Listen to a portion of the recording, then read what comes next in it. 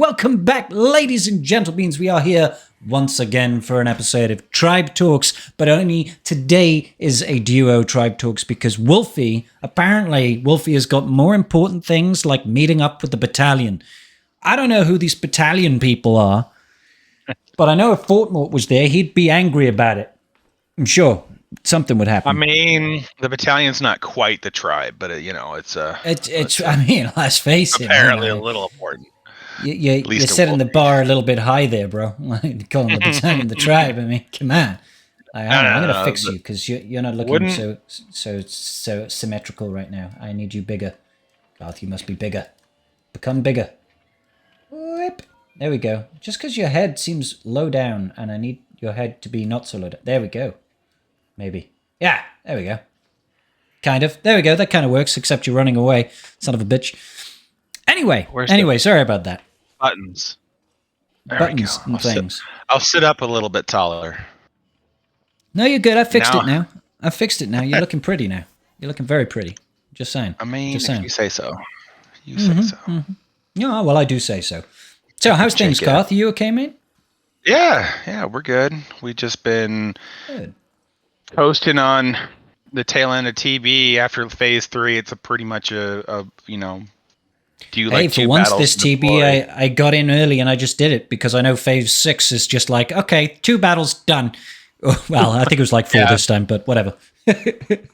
Yeah, it's phase 2 for our guild. We need like 400 million GP to no. We need about 500 million. Sorry, because it's like 230 is where we preload at. So you need like 500 million to max it. So you need about 207, so 540 million SGP, right? Which and our guild is like 550, right? Yeah. So it's like phase 6 is just like, if you want, sure, but just show up and deploy. Like just deploy at some point. That's it. All you got to do. Yeah. Just show up, press deploy, and we'll get there. What do you think of my T-shirt, Garth? I saw it. The Employee of the Month T-shirt. It's funny because on my channel, I'm the only employee, so I get to win this like every month. Every single month, I'm the best employee. I think Smudgy might have a word or two to say, but I don't pay him though. He's not well, I suppose I pay him in Dreamies. Damn it, Smudgy! Smudgy takes my Employee of the Month T-shirt. I need to get him one of those little cat suits that looks like he's wearing a stormtrooper outfit. I'm pretty sure. You don't pay yourself much either, so I think it's a low bar to compare how you qualify for Employee of the Month. Yeah, I mean, I earn a little bit of money from YouTube, but unfortunately, subsidized costs of like keeping the channel going and that sort of thing. I'm barely scrubbing 2 pennies together here, guys. It's a hard life being a unsuccessful YouTuber. Y'all should not try it. It takes up all your time, and all you end up doing is cry at the hateful comments that you get on YouTube and on Reddit. But it's okay. It's gotten better over the years. Smudgy is the CEO of Scribe Gaming. Well, he certainly acts like it. Stormy misses 100% of the shots he takes. He's still Employee of the Month. Yeah, well, I mean, it's because they all miss all of their shots, right? I mean, it's just one of those things. You're not my supervisor. God damn it. So we're flying solo here on the Tribe Talks at the moment, but there's been a lot of shit that's happened in the game lately. I mean, we've had Paz Vizsla, who I was totally fucking stoked to have join the game, because we were talking about it for weeks and weeks and weeks about who would you like to see from Mando Season 3? And everybody I asked was like, God damn it, give me Paz Vizsla, because the guy is a giant hero. And Garth is back. Hello, buddy. Saving me from myself there. You're putting me to the test to see if I can talk to myself for a couple of minutes. It's pretty hard, but it's doable.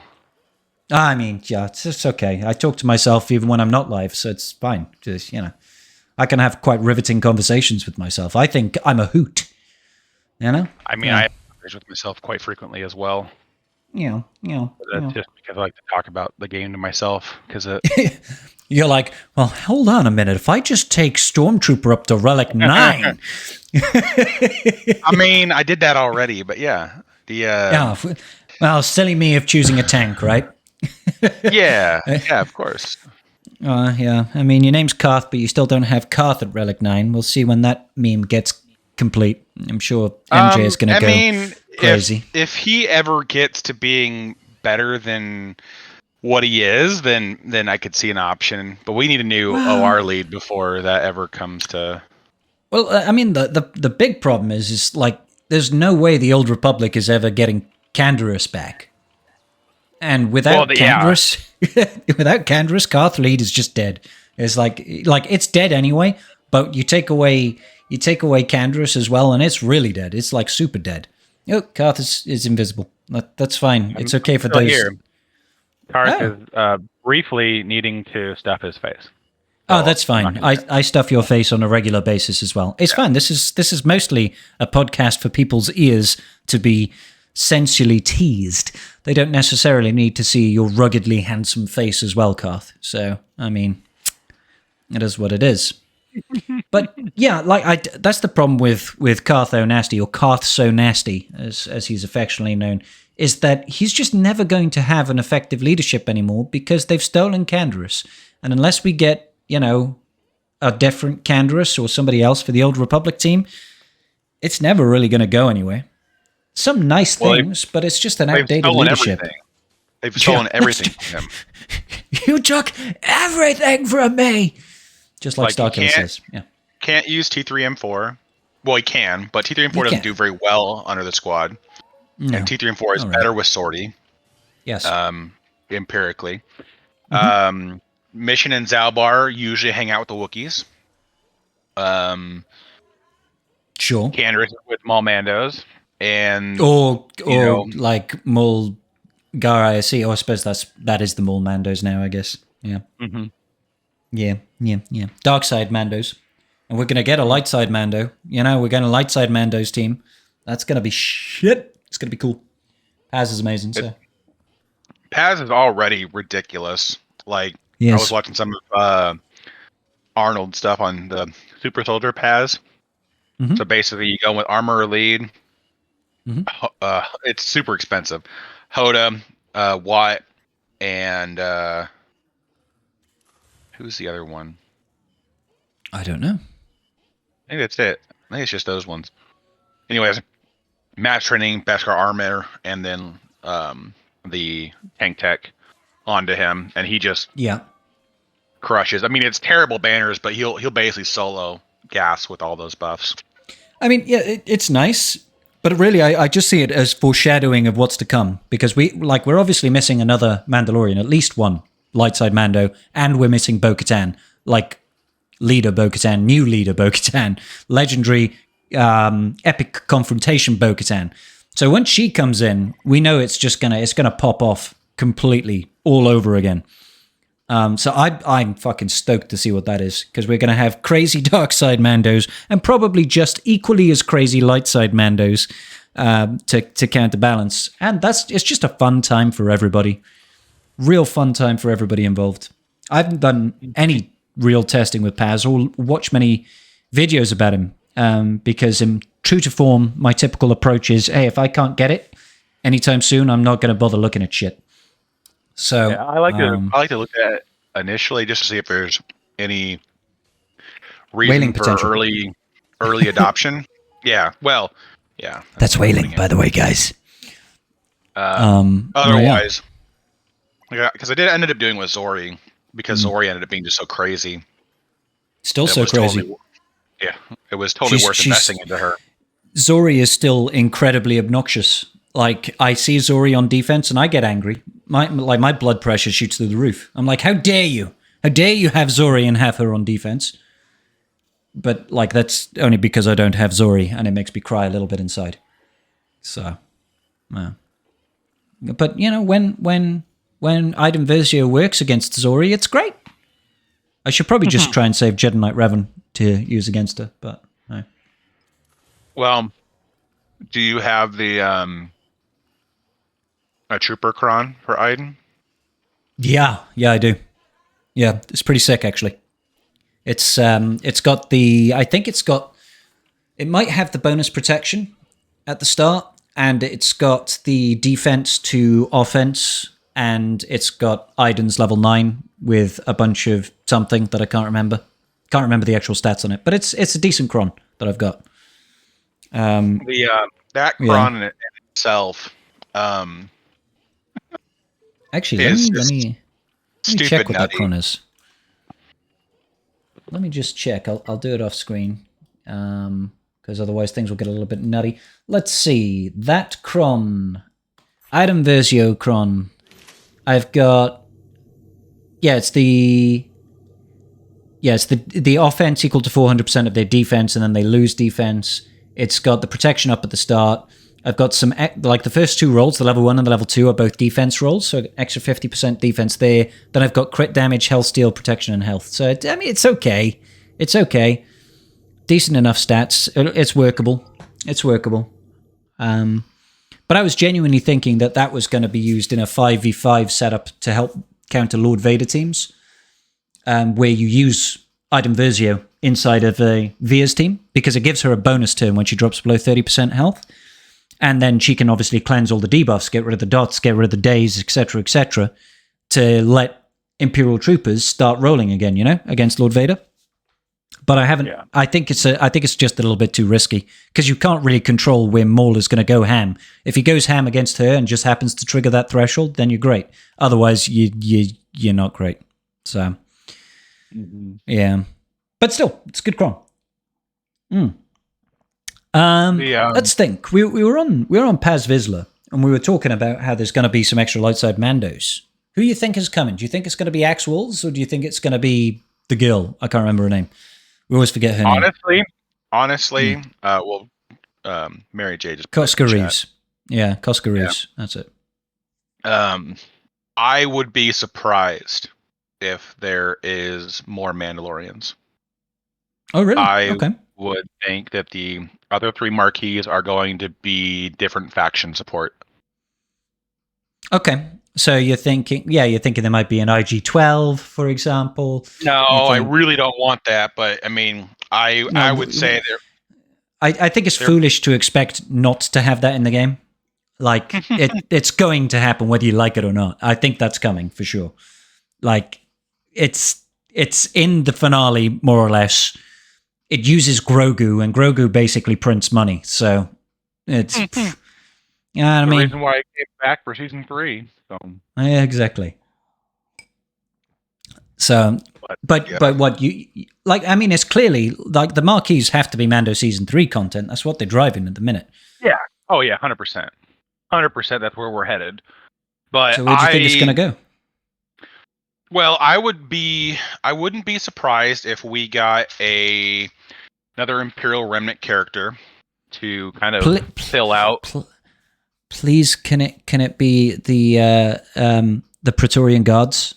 Yeah, I know they're not necessarily remnants, but in that scene in the end of season 3 of Mando, they were technically Imperial remnants. I mean, but the thing is, too, they don't have to have them be Imperial remnants to bolster the team. They can bolster an Empire team. Sure, and it could have unique synergy with the Bagman. I mean, he's Dark Trooper Moff Gideon, but he's the Bagman. Beskar Armor Gideon. Like, they could have just direct synergy with him. They protect him. That's their job. So, like, I want those guys.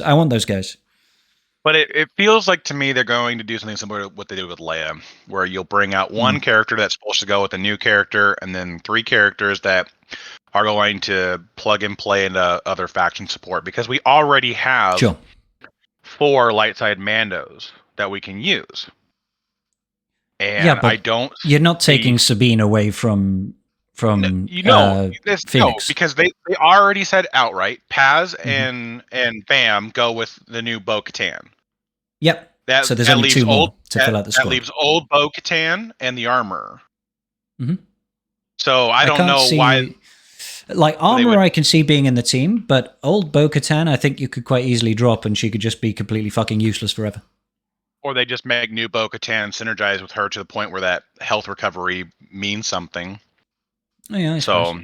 I mean, as long as she gives away like Bam, not Bam, as Maul does for the attacking out of turn. Like if Mandalore Bo-Katan has the ability to call all allies to assist whenever she uses an ability, Yeah. then she's gonna be Bo-Katan OG is gonna be worthwhile again. Mhm. But yeah, Sabine's one of those ones where it's like when the Rexcron goes away, it might change on what you can get away with or what you're gonna need. But Sabine's unique or not unique, her second special with the massive buff up would be huge for that team too. Mhm. But again, it's just one of those things where like I'm all for the idea of it, but at the same time, my brain goes, why are they going to add more Mandalorians that then can't be then push out other ones? I get it. Like the only reason I can see is like CG want money and they want to, get us to invest in marquees and use them. But I think it would just be the other side of it is I think it would be a disservice not to get Axe Wolves in the game. Like that guy had a great finale, if you ask me. Hey. Like in the last episode, that guy was a badass. Like bring him into the game, please. Listen, like, you can say that all you want, and yet we still don't have Cobb Vanth. We still don't have. Oh man, that sucks, doesn't it? Name a character from what's the guy from Solo? Beckett. We don't have Beckett. Oh, yeah. Don't have Beckett. We have very important characters that never made it to the game, and so it's like I don't want to subscribe to the idea like, oh yeah, well it's for sure going to happen, and then it's just like, no, we get other stuff that fills out different factions that they want to support. So yeah. I'd still be happy to see Cobb Vanth. Cobb Vanth is a cool character, man. He's a real cool character. He's a cool cat. Bring him in as a scoundrel and have him both dash teams or something like that, because we're taking away basically Bam from the IG-11 Quill team, so they're going to probably live with Dash now. Yeah, exactly. It's like the original team synergies are just being torn apart left and right. It's okay because that's all part of the evolution of the game, right? I'd quite happily have these teams get split up and cut up and changed into different formations of teams over time as we get new characters. I'm okay with that because it keeps things relevant, right? With the smaller, like a little bit of investment, you've revitalized a team, and that's okay. I'm okay with that. I'd be completely happy with us having like a Chancellor Grief or whatever he's called. Grief Mando from season 3. Grief Mando? Grief Karga? The Magistrate Karga. I'd be down with that. He can still be a scoundrel. He and he can go join Dash. That's totally fine by me. And that's where my head is that I'm thinking they're going to do more plug and play kind of characters. I really hope they do. Are going to be a little bit more marketable, because like I don't mind the Axe Wolves and the other girl.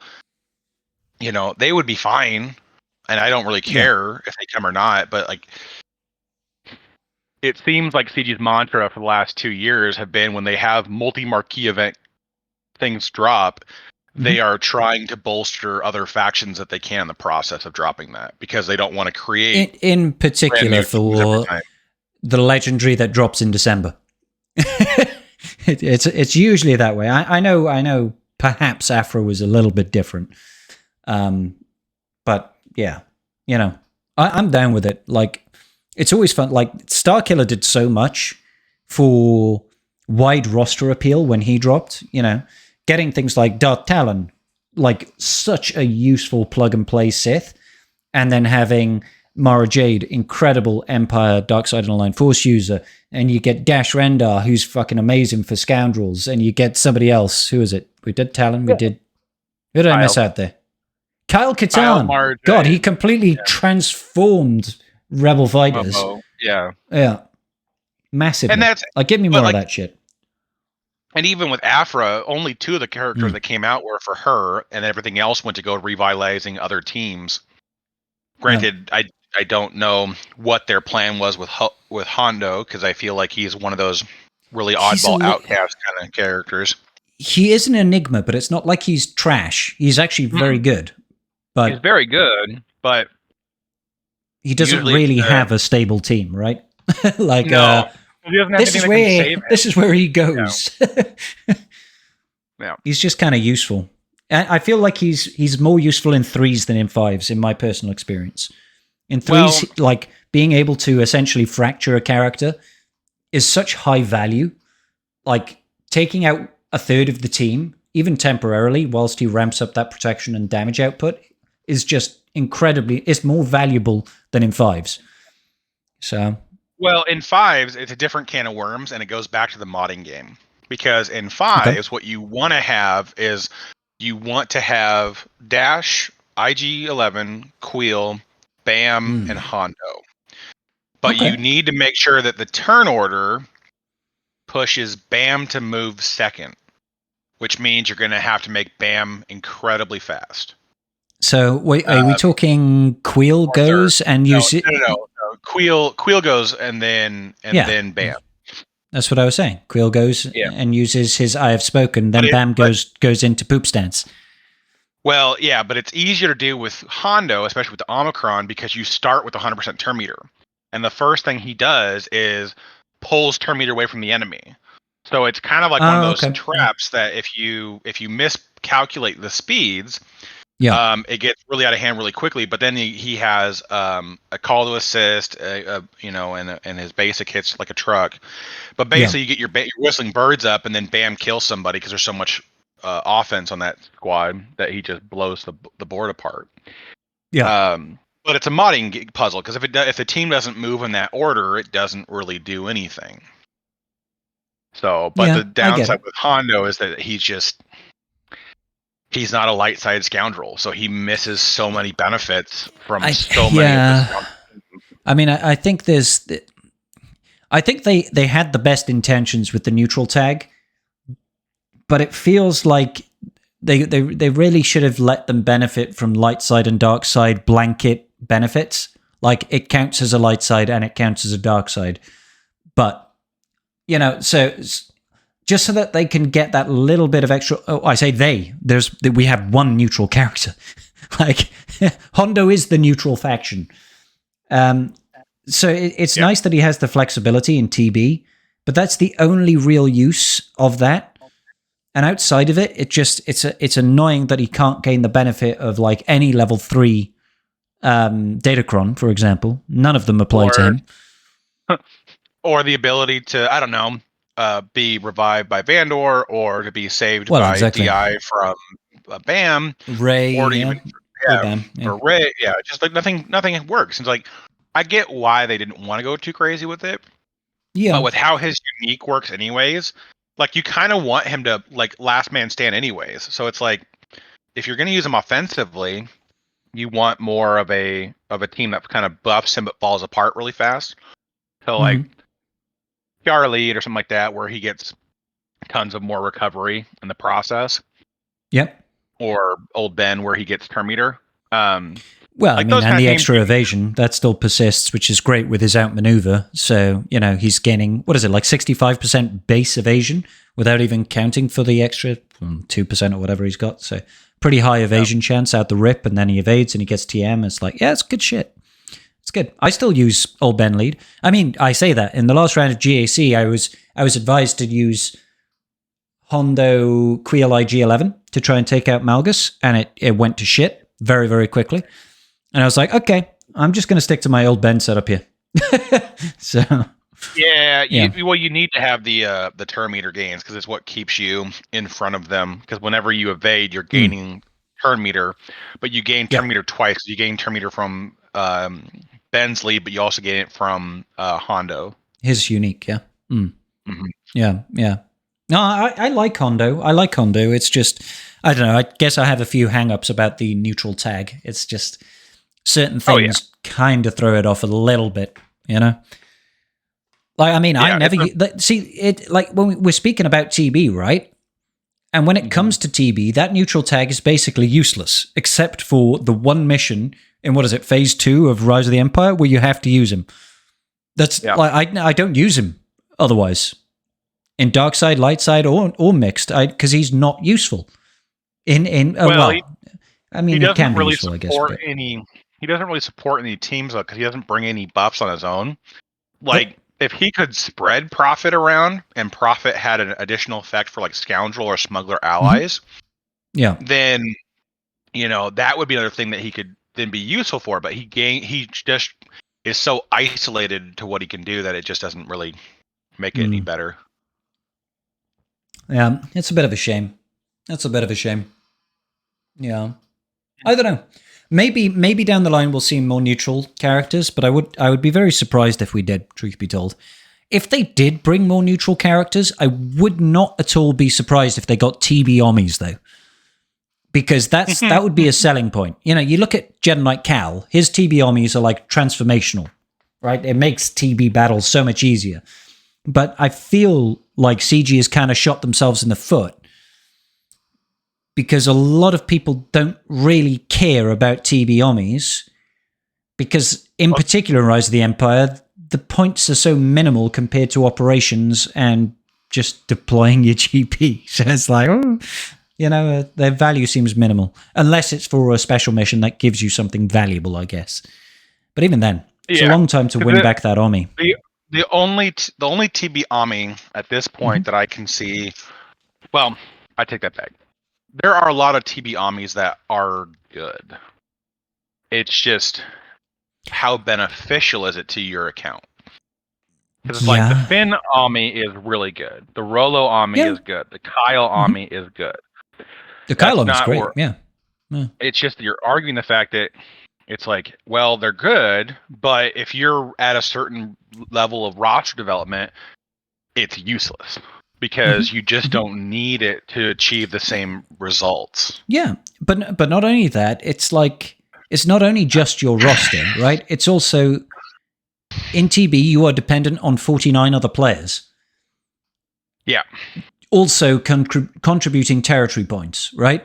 And it's highly unlikely that the difference between you gaining even one more star is because you have a TB Ommy or half the guild is a TB Ommy. And that's the real issue, right? And you can argue the same thing about GAC Ommies. It's like, hey, you're going to win 50% matches anyway. Doesn't matter if you've got a GAC Army. I suppose it really comes down to where you enjoy your gameplay. I mean, sorry, go ahead. While I agree with that sentiment that it's, that GACs are designed to be 50-50, yeah, you need to be keeping up with your peers though, because if you're not keeping up with your peers inside of GAC, you will notice the difference in your win 100%. Rate. You'll start to be a 4-5 more often than not, and you kind of just get you basically only win because you get kicked down far enough that you're not fighting people that have that stuff exactly anymore. It's like the way I like to look at it, and I know I just made the argument of you're going to win 50% of your matches anyway, and that is still true. However, it's going to even out, right? So when you either apply or don't apply Omicrons, GAC Omicrons, let's use that as an example, right? You choose to apply an Omicron, maybe because of that Omicron, you win a certain percentile more matches, and that pushes your average skill rating up a little bit. And then you start winning 50% of your matches. Now, for certain people, that slight increase in win percentages because of that one Omicron is going to push you up a division or even a league, right? So you go from, you go up to Kyber 5, for example. Or, if you don't apply it, you drop down a division. That's where it actually starts to matter. You might have slightly higher average skill rating and then you benefit in the long run. Yes, you will eventually drop down to 50%, but if you don't apply all these GAC Omicrons, you're never going to climb any higher. And you'll be like, I still win 50% of my matches. And you're like, yeah, but you're not getting any better at GAC. You're either declining or you're standing still. 50% right? in like Kyber 5 instead of Kyber 3. Like that's the difference. Like exactly.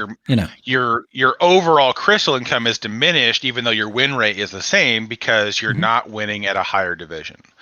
So that's really kind of where that kind of gets into there. It could well be that one GAC Omicron could mean the difference between 40 crystals a day and not 40 crystals a day. And that's still nice over the long term. That's why I'll always be the guy that is like, I'm getting GAC Omicrons first. And I'm always that guy that will blindly go in and Relic 7 minimum a Conquest character right out the rip, even with no actual understanding of whether or not this character is good, because usually they're pretty good. Most Conquest characters are solid. It's just, it's like the TW ones have always been lackluster. comparatively. I mean, I just don't throw on their TW Omicrons, and that's probably the issue, right? I mean, well, in TW they perform well when you have the right team, but it's one of those things where it's like, depending on where your rush development is and where everything else is at, you may not be able to have the option to sacrifice taking Wat Tambor away from your C team or from your Slacker team to counter Lord Vader or Rey.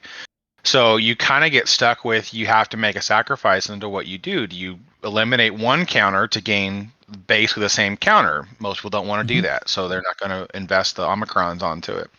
But then Trench outside of TW, and when you look at him inside of like GAC, like he hits like a truck. If we had God, if CG ever gave us some resistance pen again or some whatever, like he would be a monster. He would one tap people. Same with Drogon. I mean, it's probably the reason why this set doesn't have resistance pen, because Drogon would destroy things with that.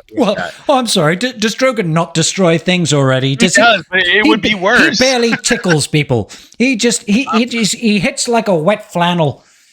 Yes, exactly. 400,000 points of damage on a basic is simply, it's child's play. It's change. It's loose change. I'm used to that zealous ambitious dead setup. I'm used to seeing the millions on like those dash AoEs or Visa Mars AoEs. But it's just one of those things where it's very tuned into what is in play with Datacrons. It really impacts the functionality of a lot of the TW characters. But I mean, like, you look at all of them that have come out so far, because we've had Boba sign a Django, we had Trench, we've had we're gonna get. Are you talking TW characters only right now? TW Conquest characters. Yeah. I think those two.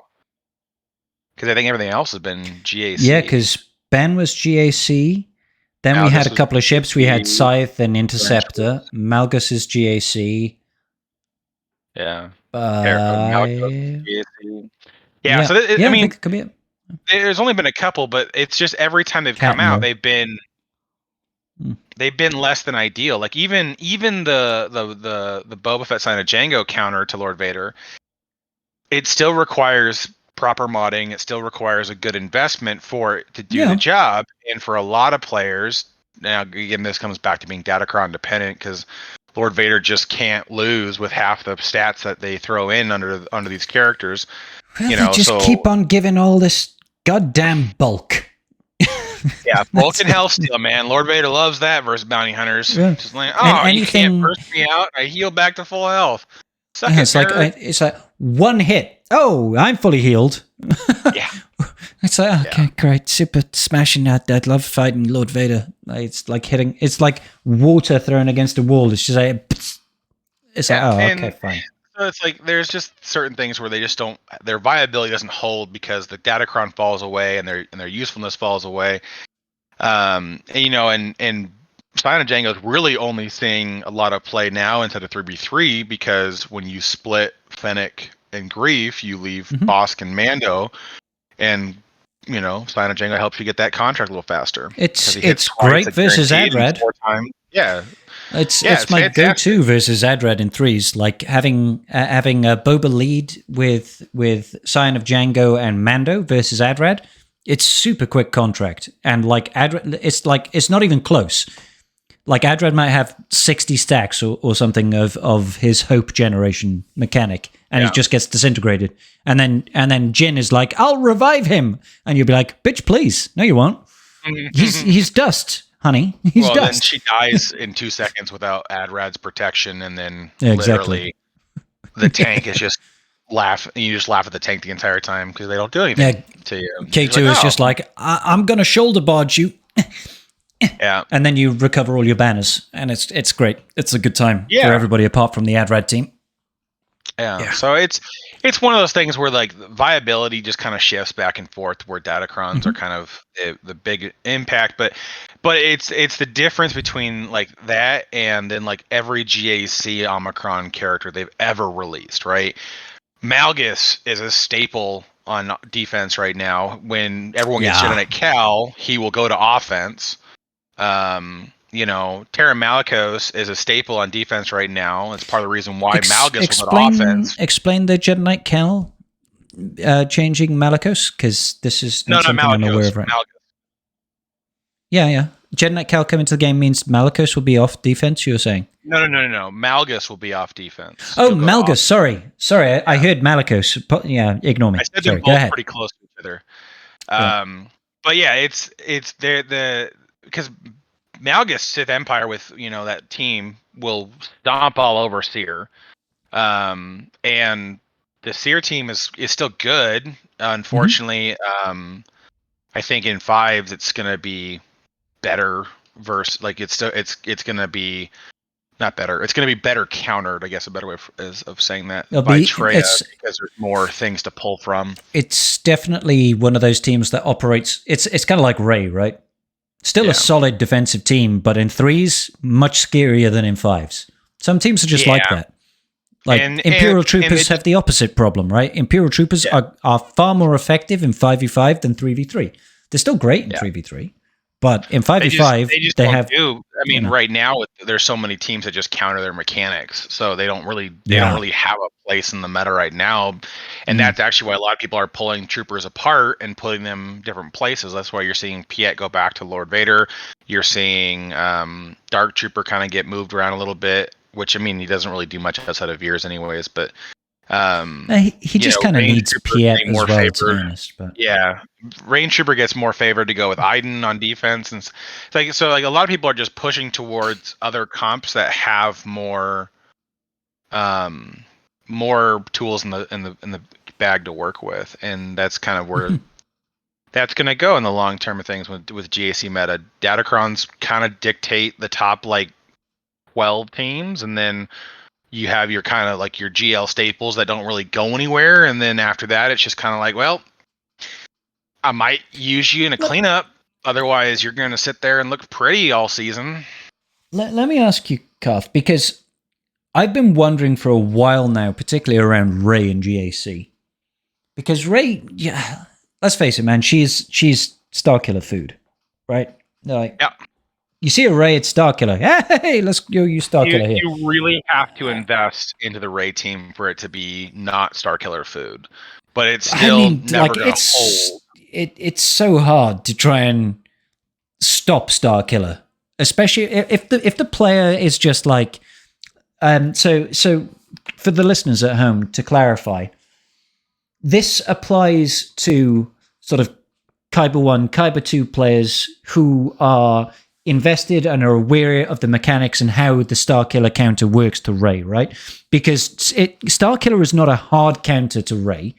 You have to mod for it, and you have to know how to actually tackle the team. It's not like you can go and hit auto and win, right? You've got to know how to beat the team. And that's a good way of countering a team, in my opinion. But the thing is I feel like, particularly at the top end, that there's nothing that you can do to a Rey team that just stomps out a Starkiller counter, completely 100%. You cannot Starkiller this shit. So it comes down to your Datacron at that point, at the high end of the game, is what do you have that negates their ability to get you down. So right now, the big thing with Rey in the current Datacron set is defense and health steal. You get 100% health steal on Rey. She does anything, she's back to full health. That means you can't kill Ben. Yep. And so, and the longer that stalls out, especially if you go to the efforts of having an R9 JTR or even an R8 Cal Kestis, and working with Rey and Ben and JTR, my only argument against that, particularly if we're talking 3v3 Starkiller, is that Rey, I don't know if it's in her kit, but Rey will almost invariably 100% whirlwind Palpatine. She won't hit Starkiller and she won't hit Mara Jade, in my experience, until Palpatine is dead. And if she whirlwinds Palpatine, he's not going, and that's actually okay, because then Ben can't revive, so it doesn't matter. You know what I mean? If you kill Ben, he's gone and he's done, and then you win. You can totally beat Rey in 3s with just Mara Jade and Starkiller. That's completely doable. Yeah, it's the current Datacron set. Just it has things that will negate Starkiller, but it's one of the things that you have to invest in. You have to have a cron for it. You got to have the level 6 that works really well. For the Ray team, you need to have a decent amount of health steal in there and defense. Health on this one isn't as important because you're not getting as nearly as much bulk because of the last set that we had percent And health plus, on. You also had 15% on the base on level health 3. So. health is nice and everything on a Ray team. Obviously, health is nice, but let's face it, health isn't the determining factor between if a Star Killer can beat you or not, right? It's like they've got the TM train, they've got the shock. It's like defense is obviously useful, and health steal is absolutely crucial for sure. Because, like you said, healing up, like Ray using her ultimate and then healing up, because normally Ray only has health steal when she basics on her turn. That's the only time she normally has health steal, right? So having a cron that gives her all that health steal just makes her a lot more obnoxious to deal with. Whirlwind full heal, so basics full heal. Basic doubles her health steal too, doesn't it? Like it's something like, I think she if it's her turn and she uses basic, I think she gains like 50% health steal or has 100% health steal or something like that. But if she like counterattacks, for example, she has no health steal and she has 0 base health steal. So the only time she normally can steal health is if she's using a basic in her turn. Datacrons obviously change that. But her basic is during her turn, she'll deal damage the second time. She has plus 50% health steal and ignores 50% of the target's armor. The health steal is doubled while she is under 50% health. Oh, that's even worse, man. 100% health steal, and then if you've got any, obviously like the cron, you can dwarf that. Like I faced one in round. Yeah, you get 100% that had like steal 170. Yeah, he had 178% health steal, and it was a nightmare. Yeah, they sneeze on you and they're full health. Like it's just like unless you take JMK, you can't keep them below their thresholds.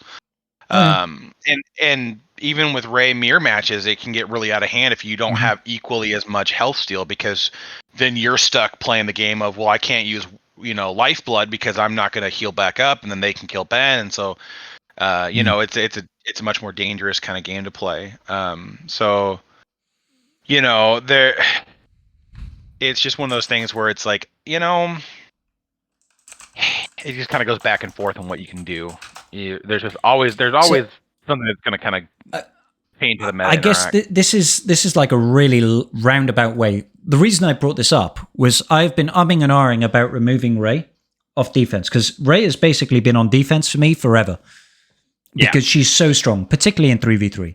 But I'm so fed up of just getting max banned by Starkiller teams. And my Ray is not badly modded, and I always have a good Datacron and always a good team. It's not like I'm putting Ray resistance down. I'm putting a strong team with her, and I'm just fed up. I'm just like, oh my God, always losing to goddamn Starkiller. A lot of it comes from just the rest of the team that you have with her. And like I said, Relic 9 JTR is like pound for pound the best upgrade you can make with a Ray team, because her evasion hitting like very quickly into where they can't do anything against her, it becomes a huge ordeal. And if you don't, knock JTR's inspired out, then shit gets wild in a real hurry. And that's just kind of where things run. But it's one of those things where like you have to be highly invested into mechanics that kind of somewhat pseudo counteract what's going on with Starkiller. Like that's why like Cal with JTR and then Seer is so annoying under the Ray team, because they're all evasion mastery characters, but they're not a threat to you for the most part. So you're like, oh, we need to deal with Ben, we need to deal with Ray, we can't make sure Ray doesn't ever get her inspired. And then you forget that JTR has it or Cal has it, and then it just goes right to hell because they just sit there all day never being able to hit. It's like, unless you manage to stun them, because stun characters can't evade, obviously. Let's be clear on that. Yeah, but you only have the chances of that happening on the freaking board, and it's only a one-time use. And they could just as easily dodge that attack, and then you're not going to land that stun then. So it's like, okay. Yeah. Well, the only stun that can't be resisted is the ultimate stun. Outside of that, everything else can be resisted or evaded. The ultimate stun? Yeah, when he pulls on the Star Destroyer, that stun. Oh, sorry. Sorry, yeah. Apologies. Yeah, which is fair enough, but the Mara Jade one, but yeah, it's that one can or be or the evaded. Palpatine AOE, but the yeah. the Palpatine AOE is only a 70% chance to stun in the first place. That's before you even get into the tenacity potency check. Yeah, it has to deal it has damage to hit. Has to hit. Yeah. Which is the crazy thing. So it's one of those things where it's like there are ways you can do it, but it just requires tons of investment, and then it just kind of feels like better off moving her towards offense because you take Hoda, Ben, and Rey, and they can 3-man so many GLs. Yeah. Like it's fantastic. And so it's like it just kind of shifts at some point on what you're willing to put on defense. I think it's going to be really hard to keep Rey on defense in perpetuity because it's just going to be the more things that benefit like a Starkiller team, the more they also have the same chance to just destroy what's going on with Rey. Because like the riposte cron with Starkiller right now, I don't care how much health your Rey has. I'm just going to hit under protection every time I attack on a turn, which is a lot. And so it's like, which is all the frickin' time. Yeah, I'm just going to trigger your stuff, and I'm going to have tons of crit damage on my cron, so I just smack the crap out of you. And so it's like it's always hard when Starkiller gets a cron that really bolsters the team. It's very hard to put a Rey comp together that's going to hold. And so a lot of people are, you can do stuff, but it comes down to what is your opponent going to use to counter it. And if you're not going to pull up like the Omega Bot and go through and see what they use and what they set and all that other kind of stuff, you're playing a game that requires a ton of involvement for very little payoff. And I'm like, that's where I just don't care anymore. I'm just like, I'm just going to go defense heavy or offense heavy and like this week, and then I'm going to just see how I get on. I'll be honest. I tend to you know me when it comes to GAC. I tend to go a little bit heavier on the defense than I do on the offense because I kind of rely on being able to use soft counters or off meta counters to clear through regardless. Doesn't always work, but that's okay. I do fine as far as I'm not amazing, but I do okay as far as GAC is concerned. Well, you'll do a little bit better with Slacker now, so. Well, he's been useful, man. I see something like I see a jabber, and I'm like, can I could just use Slacker here. Can I just use Slacker here? And it's so easy. I see why people like him. You don't even have to think. It's a very easy counter. Yeah, just ramp damage. That's all you're doing. It's so surprising. You go, okay, I poke, I swipe, and now I hit you for 250,000 damage. And you're like, oh, okay. Exactly. That's it. That's the whole stick with him, and that's all you do the entire time. That's the mechanic. You absorb mastery, and then you one tap people. It's like, okay, I don't care how chonky your jabber is, he's going to die. Like the banners are trash because you immediately lose your ads, but it doesn't even matter. So okay. No, and that's the gambit you run with Slacker teams anyways. Like I'm guaranteed to one tap you. I'm just gonna it's gonna not be pretty, but it's like when you're looking at Fennec, who's got a 30% win rate versus Lord Vader in aggregate in all of GAC.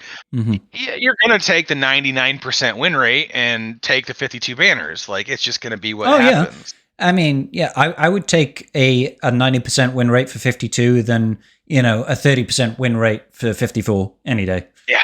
It's like exactly, and so it's like unless it happens to be just like a really bad Lord Vader on defense, which doesn't tend to happen where I'm at. You don't tend to get any pushover Lord Vaders. It's always got Maul, and that's immediately sphincter clenching scenarios. Who does he hit? How well does he stack that offense? Who gets the cooldown reduction? There's just so many things that kind of come together where you're like, genuinely for Lord Vader, I've been ahhing about just trying to find a really high offense cron and just be like, I'll throw that. Maul will hopefully just completely obliterate Fennec immediately. And I turn that 30% into a 0% chance because he's just going to go Seething Rage, boom, boom. Oh, your Fennec is dead. I'm sorry. Move on. What a shame. Anyways. Anyways, and then they bring out JML. Yeah. Well, and that's the thing too, is like you're seeing some more of these GL counters come back to being more consistent kind of plays, and people kind of building out crons that help deal with that, and that's just gonna how it ends up going. The crons are gonna dictate which counters are viable, and then you go from there. But I mean, obviously, we're gonna have.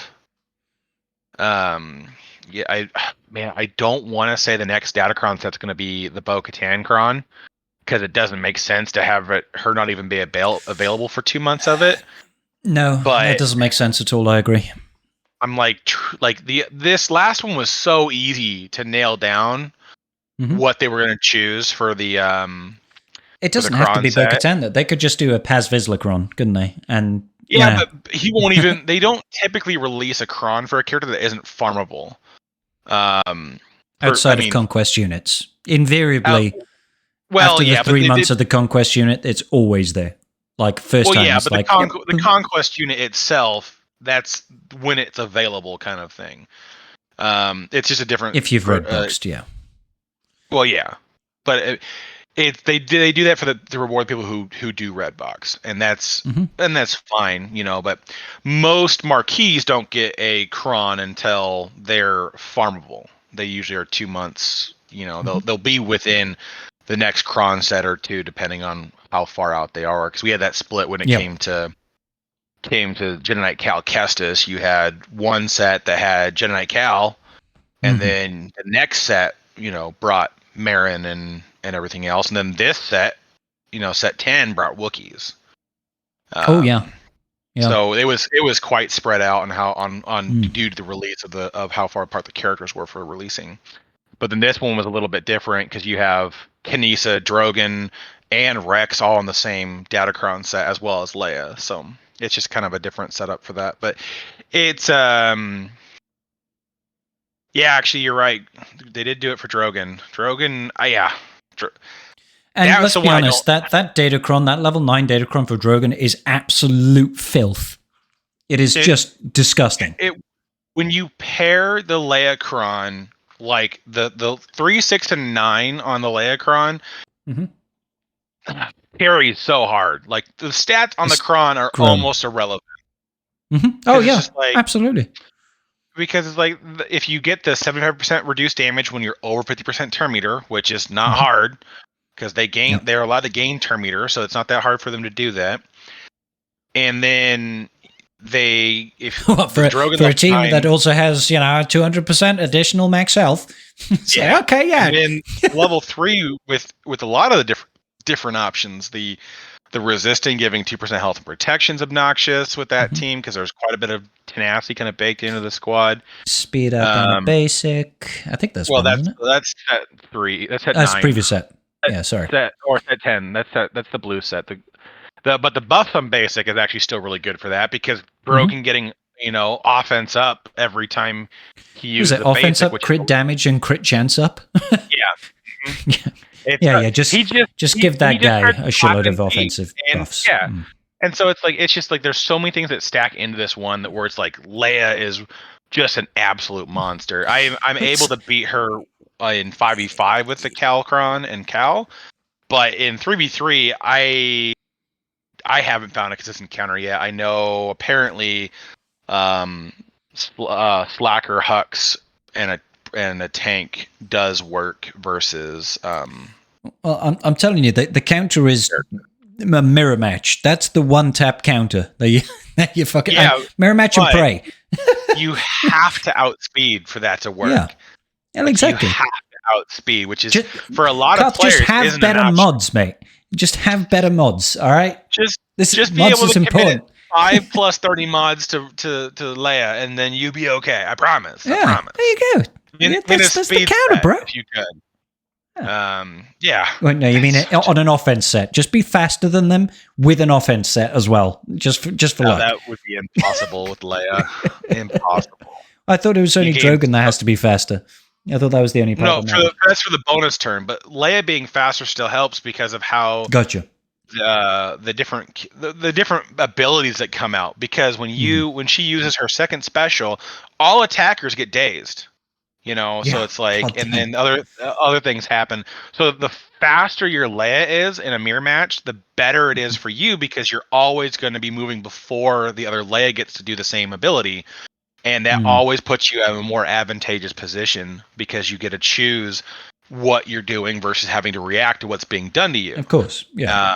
So it doesn't work out very well for Leia to be significantly slower. Drogon being the fastest helps get other things started, and because you can like stun the other Drogon, because if you're faster, you just Of the course, first time you use your not the first time, when you use your basic on your turn, you stun.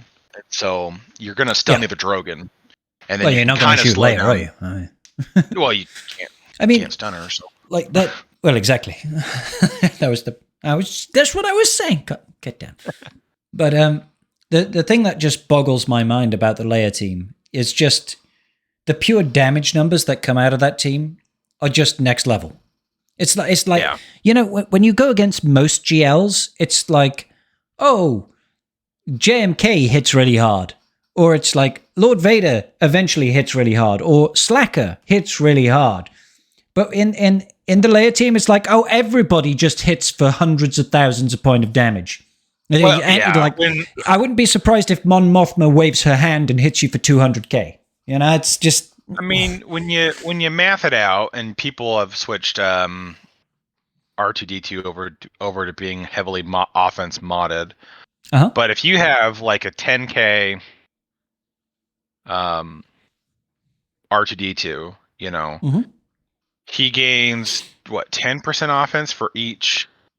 It's one of the tags. I don't know if it's Rebels. Probably Rebels, right? 10% offense for each Rebel. I don't know. I don't have his kit up right now. No, it's for each Galactic Republic ally, which is just himself. And it's not other ally, no, it's just himself, right? So he's only gaining 10% offense. Yeah, but he gains that before he gains the unique or the lead. Oh, from Leia's stuff. leadership. Yeah. Yeah, because it's Leia's leadership, so it loads last. Okay. So he's gaining 10k offense. So he's 10% offense. If he's on 10k, he's gaining 1,000 offense. Then he's getting like 75%, isn't it, or something stupid? Yeah, 75%. So he's gaining like 8k plus. Yeah, he's just shy of 20k if he has a 10,000 damage base, and that doesn't include any of the other modifiers that he gets out of this whole thing. Well, I mean, Drogon gives him an extra 50%. Yeah, which happens before all this stuff. That's actually why a lot of people try to kill R2 first, because he shares so much offense. So the R2. I'm sorry, like Drogon is giving him 200% offense. He's got an extra 200% health. He's gaining an extra 75% protection and max health from Leia. It's like he's so chunky. He's a chunky little droid. God damn. R2D2 best tank. Apparently, he's best droid boy. Yeah. God damn. Let's confirm it. I don't even know. Like for Leia, I thought Leia. It was the leadership for Leia that gave the. I don't know. I haven't read into it. I don't have Leia yet. Oh, yeah, but all I know is it's just absurd. Is the unique for that? So yeah, that does load first. So I mean, but still, I mean, he gains so much stupid amounts of offense and then shares that. It's like sharing 10% of 25k is really ridiculous. Like getting another 2,500 offense on people that already have massive offensive boosts is nutty. Like just full stop. And like we said, like Drogon's keen stratagem, getting past with that datacron, that's 50% extra offense to everybody out the rip. Just like, there you go. Have 50% more offense. And then you give them offense up and crit damage up and crit damage up with that level 3. And you're like, okay. And that's a multiplicative bonus. So that adds on at the end of everything. So you've gained essentially 10% from R2D2, 50% over here from Drogon. Then just go ahead and add an extra 50% and crit damage up and crit chance up. So you're going to crit. You're going to do lots of damage and lots of damage on top of lots of damage. And that's why everybody hits for at least 100,000 damage. And you're like, oh, okay, so I'm dead. my whole team's dead, and I haven't taken a turn yet. Good. Good. Yep. But it's not a defensive team, Goes. It's not a defensive team. CG has told us. I have it on good authority. It doesn't hold on defense. Yeah, that was a crock. I mean, in defense, though, I would rather be told the character sucks on defense and then be pleasantly surprised when it destroys on defense versus being like, this is a defensive master team. Like, this team's going to, has one counter, and if you don't have it, you don't beat it. And it's like, and then 15 teams beat it. You're like, CG, did you test anything outside of the other 7 Did you even, did you even try it? No, you just tried mirror matches, and you're like, yeah, we won every time. Every time. We went versus modless team, and we destroyed them. Yeah, we also, like they didn't have Datacrons, so we won every time. Yeah, that's a crazy thing. Yeah. But I mean, they're saying it doesn't operate defensively, and then it turns out to be basically unkillable by so many teams and stuff. Is a little bit. It's a learning curve on it too, because like right now, like Star Killer seems to be beating it fairly consistently. As a one tap. Yeah, not Star Killer. Sorry, Supreme Leader Kylo. Oh, okay, is beating it fairly consistently. Hey, I have that now. Rogan and R2D2, because Rogan, for whatever reason, either targets the tank or targets Slacker when he tries to. God damn it, Carl. Just because they've got an S and a K doesn't mean they're the same person. Damn it. They're not. No. But they both his stun goes to waste essentially, and so you basically just poke Drogon, and then Drogon never moves the rest of the fight. It's kind of like how the oh my god, I was about to make a really insensitive joke then, but okay, yeah, let's keep going. It's like how you use Slacker to counter Reva, right? You just lock Reva into place, and then she never takes a turn, and you just keep siphoning until you one shot the rest of the Inquisitors. I wouldn't know. I've literally trayed every single Reaver I've ever seen. Well, I mean, in GAC, you got to be really careful with that one, because it's like, I mean, I failed once, and it was disastrous. It was like, and now I lose. Slacker versus Reva is like, it works, but you have to time your cleanses to make sure that Slacker is getting the death marks, and so they're forced to hit Slacker as the taunter, because he doesn't care if he's got death mark, right? It's like, okay, no, and so you just wail on him, and he just sits there and laughs at you maniacally while you try to pull turn meter or whatever else. Then he just keeps going, okay, well, you're going to keep gaining turn meter or pulling turn meter. I'm going to keep stacking max health and protection. That reminds me of Rise of the Empire, when you get the Geo phase with Slacker, and you're like, everybody dies, but then Slacker's got like 10% of his max health, but they keep removing his turn meter, so he just keeps on gaining max protection and max protection and max protection and max protection and max protection, and he's just unkillable. You're like, oh, okay, I guess eventually I win. Eventually, when I take a turn, I'll win. Well, that's like what I like doing in the TB missions, though, with crew lead, because it's like, once Starkiller gets to his first ultimate, you just take infinite turns, because you just crit so much, you get enough turn meter to go again. And so you're like, nice. This is a fun mechanic to exploit. Yeah, I use it on Dathomir every time. The only butt clenching part is surviving until he gets his first turn, because they hit so damn hard the first pass of things. You're just like, you just one tap my Relic 9 crew. Yeah. Cool. Okay. All right. He's got 170k health, but you want to. Yeah, I need to now survive 9 more turns before I can get revived. Well, I mean, that's a little bit like the fleet missions in Darkside. It's like, those are an absolute joke. All right, full stop. I don't know what CG was thinking. Maybe they realized that the fleet missions in Darkside TB don't actually fucking matter, because you can 3-star without beating them. But it's so frustrating to go in there with any given fleet, and you're like, okay, so the enemy has got preloaded turn meter or just 200,000 speed, and they also just hit like nukes. Just, I've lost 2 ships. Battle is picking up that stupid planetary modifier, which gives the when they attack out of turn, they get like stupid amounts of offense. Which is bullshit because they're not on the fucking planet. They're outside of it. They're in atmosphere. Outside of atmosphere. They can't have that planet bonus. That's stupid. Oh, I'm with you. I agree, but it's there, and they haven't done anything about it. So it's what we have to face off with. And I don't think I have done the fleet mission since Leviathan first came out, and I went and tried it, got roasted, and was like, I don't even care to think about it. Yeah. I was so certain that Leviathan was going to be our solution to the dark side fleet battles. I was like, that's why they're so hard, guys. They've been waiting to release the Leviathan, and we could just walk these missions. Turns out, no, absolutely not. No, Leviathan is shit in the Rise of the Empire fleet missions. I wouldn't say it's shit, but it would definitely not. It doesn't do well on the dark side nodes.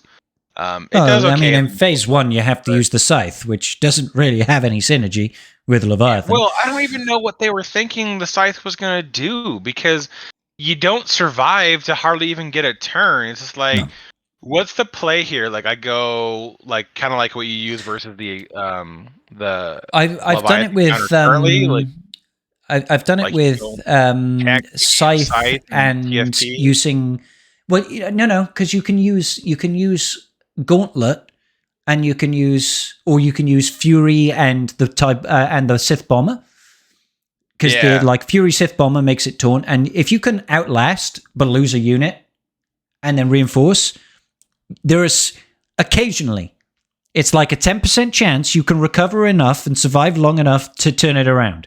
But it's so like there's nothing that you could. It's not like there's a strategy that you adopt that helps you win. It's like you use this that gives you the highest chance of maybe potentially not getting absolutely rimmed in the first 30 seconds. And that's the strategy. It's just dumb. It's just dumb. Which is I don't, and I haven't touched it since. I don't really care. I'm just like, no. Well, that's a CM I don't need to do. So bye. It feels like the operations, for completing the operations, how it cripples stuff. It like lowers the benefits of the planet. It feels like it's missing something that says when enemies attack out of turn, they deal 95% less damage, and that would actually make fleets like survivable, because that's what it is. It's just everything just goes, and you die. Yeah. I think I have a. You're like, nah, you're not going to do that. It's like, no, I'm sorry. It doesn't matter if you've got like a Fury class interceptor with the tank. They'll chew through that, survive in the first hit, and then they'll just mass assist you on the next round. And there's like 3 more attacks before you get your turn. So you better hope we don't crit, because otherwise your whole team's dead. Thank you. Come again next month. Fuck it. Or in 2 weeks' time. Yeah, and it's just nutty, man. Like it's just not worth doing. Like it isn't. And you don't need it either. You don't need to beat those fleet missions. It's like there's got to be a very narrow subsection of guilds that needs people to complete the fleet missions to get a star, to get a certain star threshold. In phase 1, phase 1 and phase 2, it's like, which even then, like a lot of guilds just preload and then call it a day, because it winds up being more effective for them in the long term. And that's where I'm at with it. It's like I was doing the math today to see how much GP we would need to get from CMs in addition to what we had currently this phase to get to 37 stars in TB, right? And we must the be answer able to do was, oh yeah, but the answer, I mean, we can do. It requires either some really stupid finagling I'm not comfortable with doing, or the what's the other answer here? Sorry, I'm getting. We just Relic 9 a whole bunch of fucking shit units. No, operation stuff. It's not that. That's what it is. We have to Relic 9 everything for it to happen. So we're not going to. Just what I said. Yeah, sorry, I was distracted trying to do a fleet climb that didn't go well. Don't be stupid, Scribble. It's not Relic 9 everything. It's Relic 9 everything. All right. Yeah. Stupid No, streamers. so it Goddamn. would take us finishing light side platoons to even get to Mhm. getting to it, but we would be within we're within like 40 million of it in what we would need to have out of CMs, additional CM completions that phase to be able to get to it. But in the reality of things, our better way of focusing in on that would be to do trying to push the extra star out of God, what is that planet's name now? Zepho? Zepho, yeah. Yeah. Hey, I knew it. So But we're not realistically, we're not going to do that until Jedi Knight Cal comes to the game, and hopefully, the next TB is our decent first percentage of the guild gets it, and has already Relic 7 this year. I'm fucking hoping, man. I'm hoping that when Cal comes to the game, we see in guild chat just every fucking jackass unlocking Jedi Knight Cal. We have like 37 people who are ready for it, and that includes those who already have. Yeah, but we need 30 victories in that special mission, don't we? 30. Which is why I'm kind of just telling people now, like, you're gonna beat that special mission or get the fuck out the guild, you sons of bitches. You're gonna probably need an Omicron on Cal.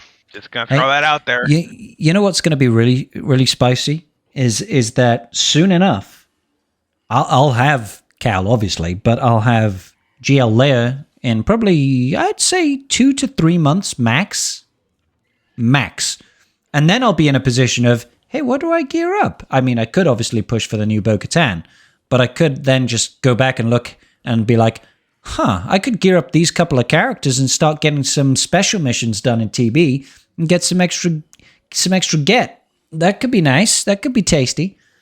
I can't wait to be in that position. I mean, honestly, that's where it's at though in the long term of things. It is. Getting the value. additional get to out of it by doing the new missions with the Cal stuff is far more lucrative for the guild as a whole than it is to push for stars, because like I've been telling people for a while now, you have to get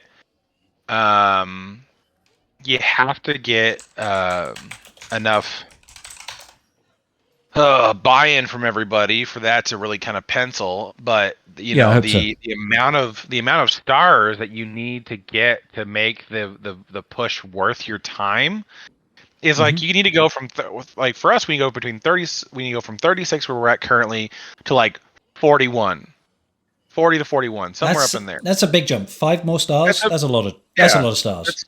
That's a lot of stars. Well, what it requires is basically getting through the first 2 to 3 phases, doing 9 stars every day. So yeah, which we don't do. That would require like 95, 98% CM completion rate, which we still can't even do because, not everybody has a 7-star executor yet. Not everybody has a 7-star profundity yet. Not everybody has, a relic 7 Fennec. Not everybody has, the different. This is rage inducing. Yeah, it's like, come on, not man. Everybody has 7 Wookiees yet. Like, okay, well, hang on now. Well, hi guys, Wookiees. Like, we can let off on the Wookiees. Long term, it won't be required. Profundity is still the best. Profundity and Executor 7 stars is still the best thing you can do because they are, double the points and they're a lot less stupid. But it's just one of those things where it's like you look at what the investment is to make it happen. And it's like, I just couldn't be asked, like, to get a little extra gear out of it. It's just like, oh my goodness, 100 extra crystals every 2 weeks, and then all this other stuff. But it's only going to cost everybody in the guild doing at least 2 R9s, and one of them's going to suck. Hey, man, in 2 years, they've paid for that Relic 9. Yeah. Yeah. It only costs like 10,000 crystals to whale for Relic 9, so it's only going to take you the better part of, oh my god, it's 200 crystals a month, like 4 years to pay that off. Yeah, that's fine. It's like, it's so stupid. Like if you're not if you're not in a guild where it matters, who cares? Like that, I don't know. Like because I get asked out, every once in a while, like why we aren't pushing for more stars. I'm like, do you guys want to start R9ing shit?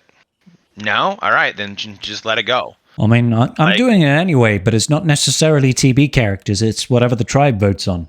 So, yeah, But in some defense of that is it's not funded by you personally per se. No, it isn't. No, you're using the revenue from that to fund the character. Exactly. That's the whole point. That's the whole point. Oh yeah, but that just changed the perspective on what it would be, because if it was you doing it personally and you had to like R9 tech and hunter for your platoon requirements, you may not be super thrilled about that. Now, if you got to be fair, I would do Echo. I would do Echo in a heartbeat because he's already relic 8. So I mean, I'm okay with that. Well, the number of gases and Jedi Knight Lukes you need. The idea would be hopefully that everybody gets a good R9, because like Luke is a good R9. I'm down to relic 9 gas. Give me that. Yeah, they're both good relic 9s. There's nothing wrong with those for anything. But you're going to get stuck with something that's going to be crappy. And for a lot of players, it's just they aren't. For every R9 gas, there's an R9 Tebow waiting in the wings, bro. I mean, that's not strictly true, but you know what I mean. Yeah. Yeah, it's just rough for players to have to compensate for that. And, players, who aren't in my position to where, like, I'm not farming anything, so I can always just be focusing on relic materials. It changes where they can invest into it. Not everybody wants to be able to, like, well, I got to R9 it. And then the thing that sucks, and it happens, when somebody leaves that has a couple of those characters, then you got to make up for that.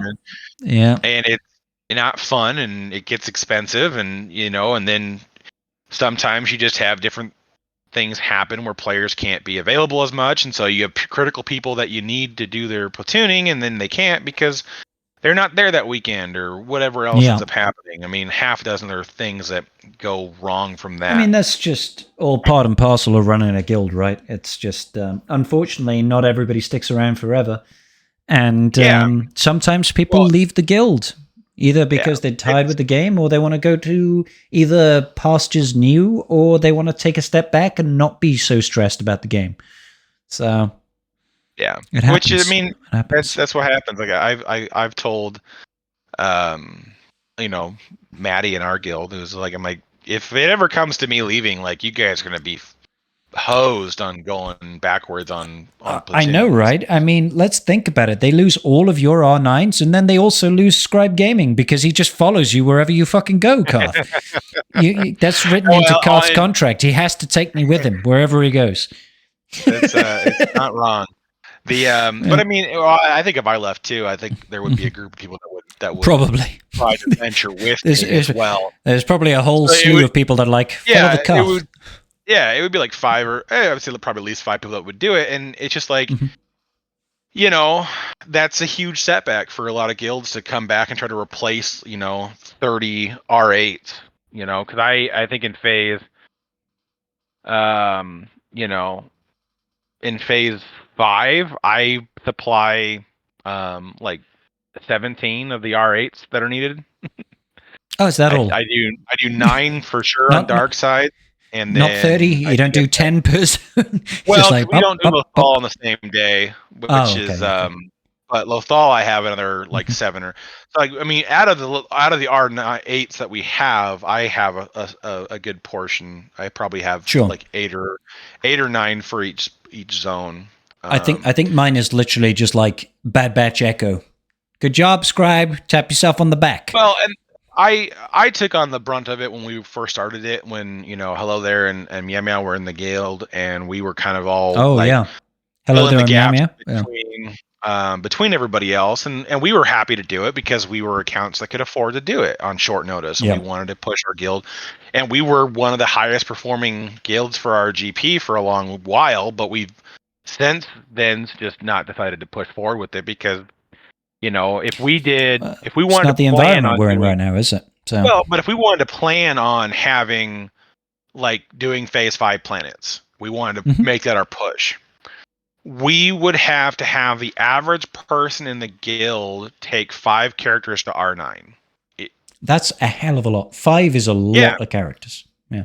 But the thing is, too, is that to do the CMs in Phase 5, you have to have the teams for it. Exactly. Which means you're all of a sudden looking at the list differently of going, it's not just the 5 characters you got to platoon, it's the 60 characters you got to R9 just to do the missions. Because you need to do the missions, the later phases, to make up the difference.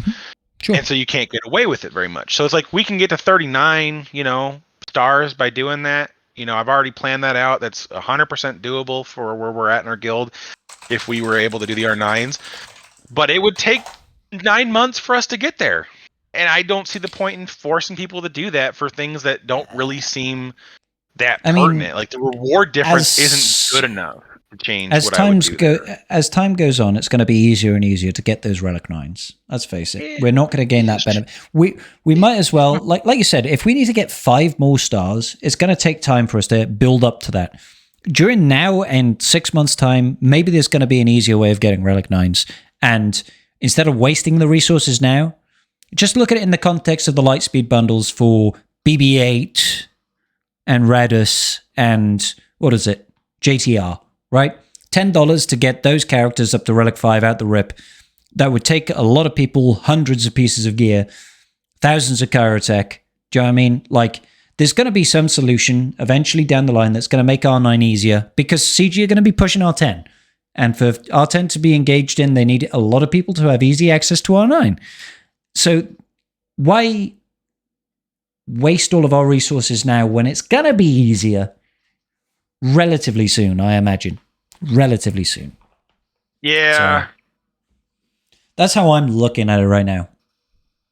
I don't really mind. I could live with either end of the spectrum. If I was in a guild that was like, we got to start R9 in these and these and these, I'd be like, okay, let's do it. Let's push for it. But I'm quite happy to also not be in that guild, So well, and that's where a lot of us kind of came into as well. It's just like, it's just not worth the investment right now. And for a lot of their players, they rather be keeping up with other metas or new characters or new GL Leia is hands down like almost a guaranteed R9 requirement out the rip. You just can't ignore I'm the R9ing her as soon as I unlock her. She's like, R9. Yeah, and you can't ignore that fact. She's a tank, and she has an ultimate that deals % health damage based off of her max health, or deals true damage based off her max health.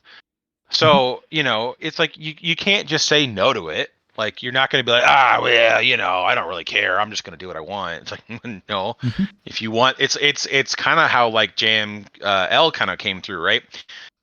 You cannot R9 JML, but you're if you want a shit JML, absolutely, exactly. But that's exactly where that shakes loose at is that the character's okay if you're willing to not have the character at optimal efficiency. So that's kind of what ends up happening with a lot of that stuff. It's just like, well, I get where you're coming from, but end of the day, this is still stupid. JML was my first Relic 9, and I don't regret it in the slightest. Like, I've had way too much value out of that GL at Relic 9 that I could ever look back and think, God, I wish I spent that somewhere else. No. Best value Relic 9 I've ever done. Much better than that R9 Zeb that I've got, or R9 Chopper, or R9 Kanan, or R9... Well, those are now coming back to being useful, though, which is beneficial. They're useful. Because of Rex. But, and the Datacron. Well, they'll be useful outside of that. Phoenix will still beat the crap out of Lord Vader. All the rest of TW. I've got the Hera Army, which honestly, I put that on there because if I've got a couple of R9 Phoenix, it'd be stupid not to. Let's be honest. I might as well. I've got very few TW Omicrons. Hera might as well be one of them because it just makes it. No question. But the team is still just stupid powerful without the... it is. Yeah, without it. Yeah. Without the Kron. So it's like, it doesn't really matter. It's just the Kron's double dipping for Hera. That's really what's happening there. But the reason why Hera makes it work so much better in TW is the AoE backup plan. So all she has to do is take a turn. It's clutch. It's so clutch. And she just she just comes through and you get backup plan for 3 turns on everybody, and like Lord Vader is the only one that can prevent revives, so you're not worried about Maul killing anybody. So it's just one of those things where it's like the return on investment. A lot of people in chat are talking about R8 not being super accessible. I disagree. Like R8 to me these days, I'm not saying it's like easy, but with the new raid system, it's like, guild dependent. I've got like 80 impulse detectors right now just sitting there, and it's guild dependent on where you're at. If you're in a guild that's doing between 130 and the 265 raid box for the Crate Dragon raid, you're swimming. You are going to be in a very advantageous position, because in the 130 box, you're basically getting enough every week between the personal track and everything else to probably get about 7 arrow magnifiers a raid. So that's 14 a week. If you get the 265, you almost double that. I wouldn't quite say 15 or 14, but depending on how you get in the personal track, that'll definitely impact how much more you can sneak out of it. But you're getting almost every raid, let's just say 14 or 15 arrow magnifiers, and you do that twice a week, you get 30. So like basically every week you can basically split it. Basically, I would say every 2 weeks you could easily afford to get the impulse and the arrow magnifiers out of the raids. I suppose it's a little different for me, because I don't worry about arrow magnifiers at all, because I was in a guild that was constantly getting those arrow magnifiers, but without the possibility of getting those higher relic levels. That those R8s, those R9s were not on the table for me. So I just built up a crap load of arrow magnifiers that I'm still chewing through to this day.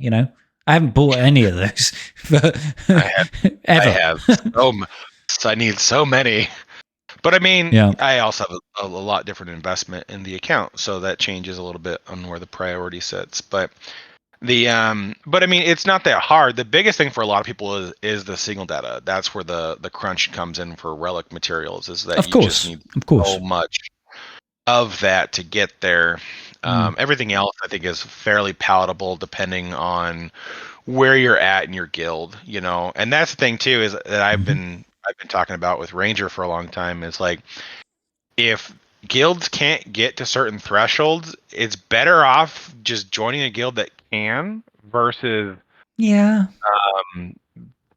trying to make your guild do it. And I'd say so.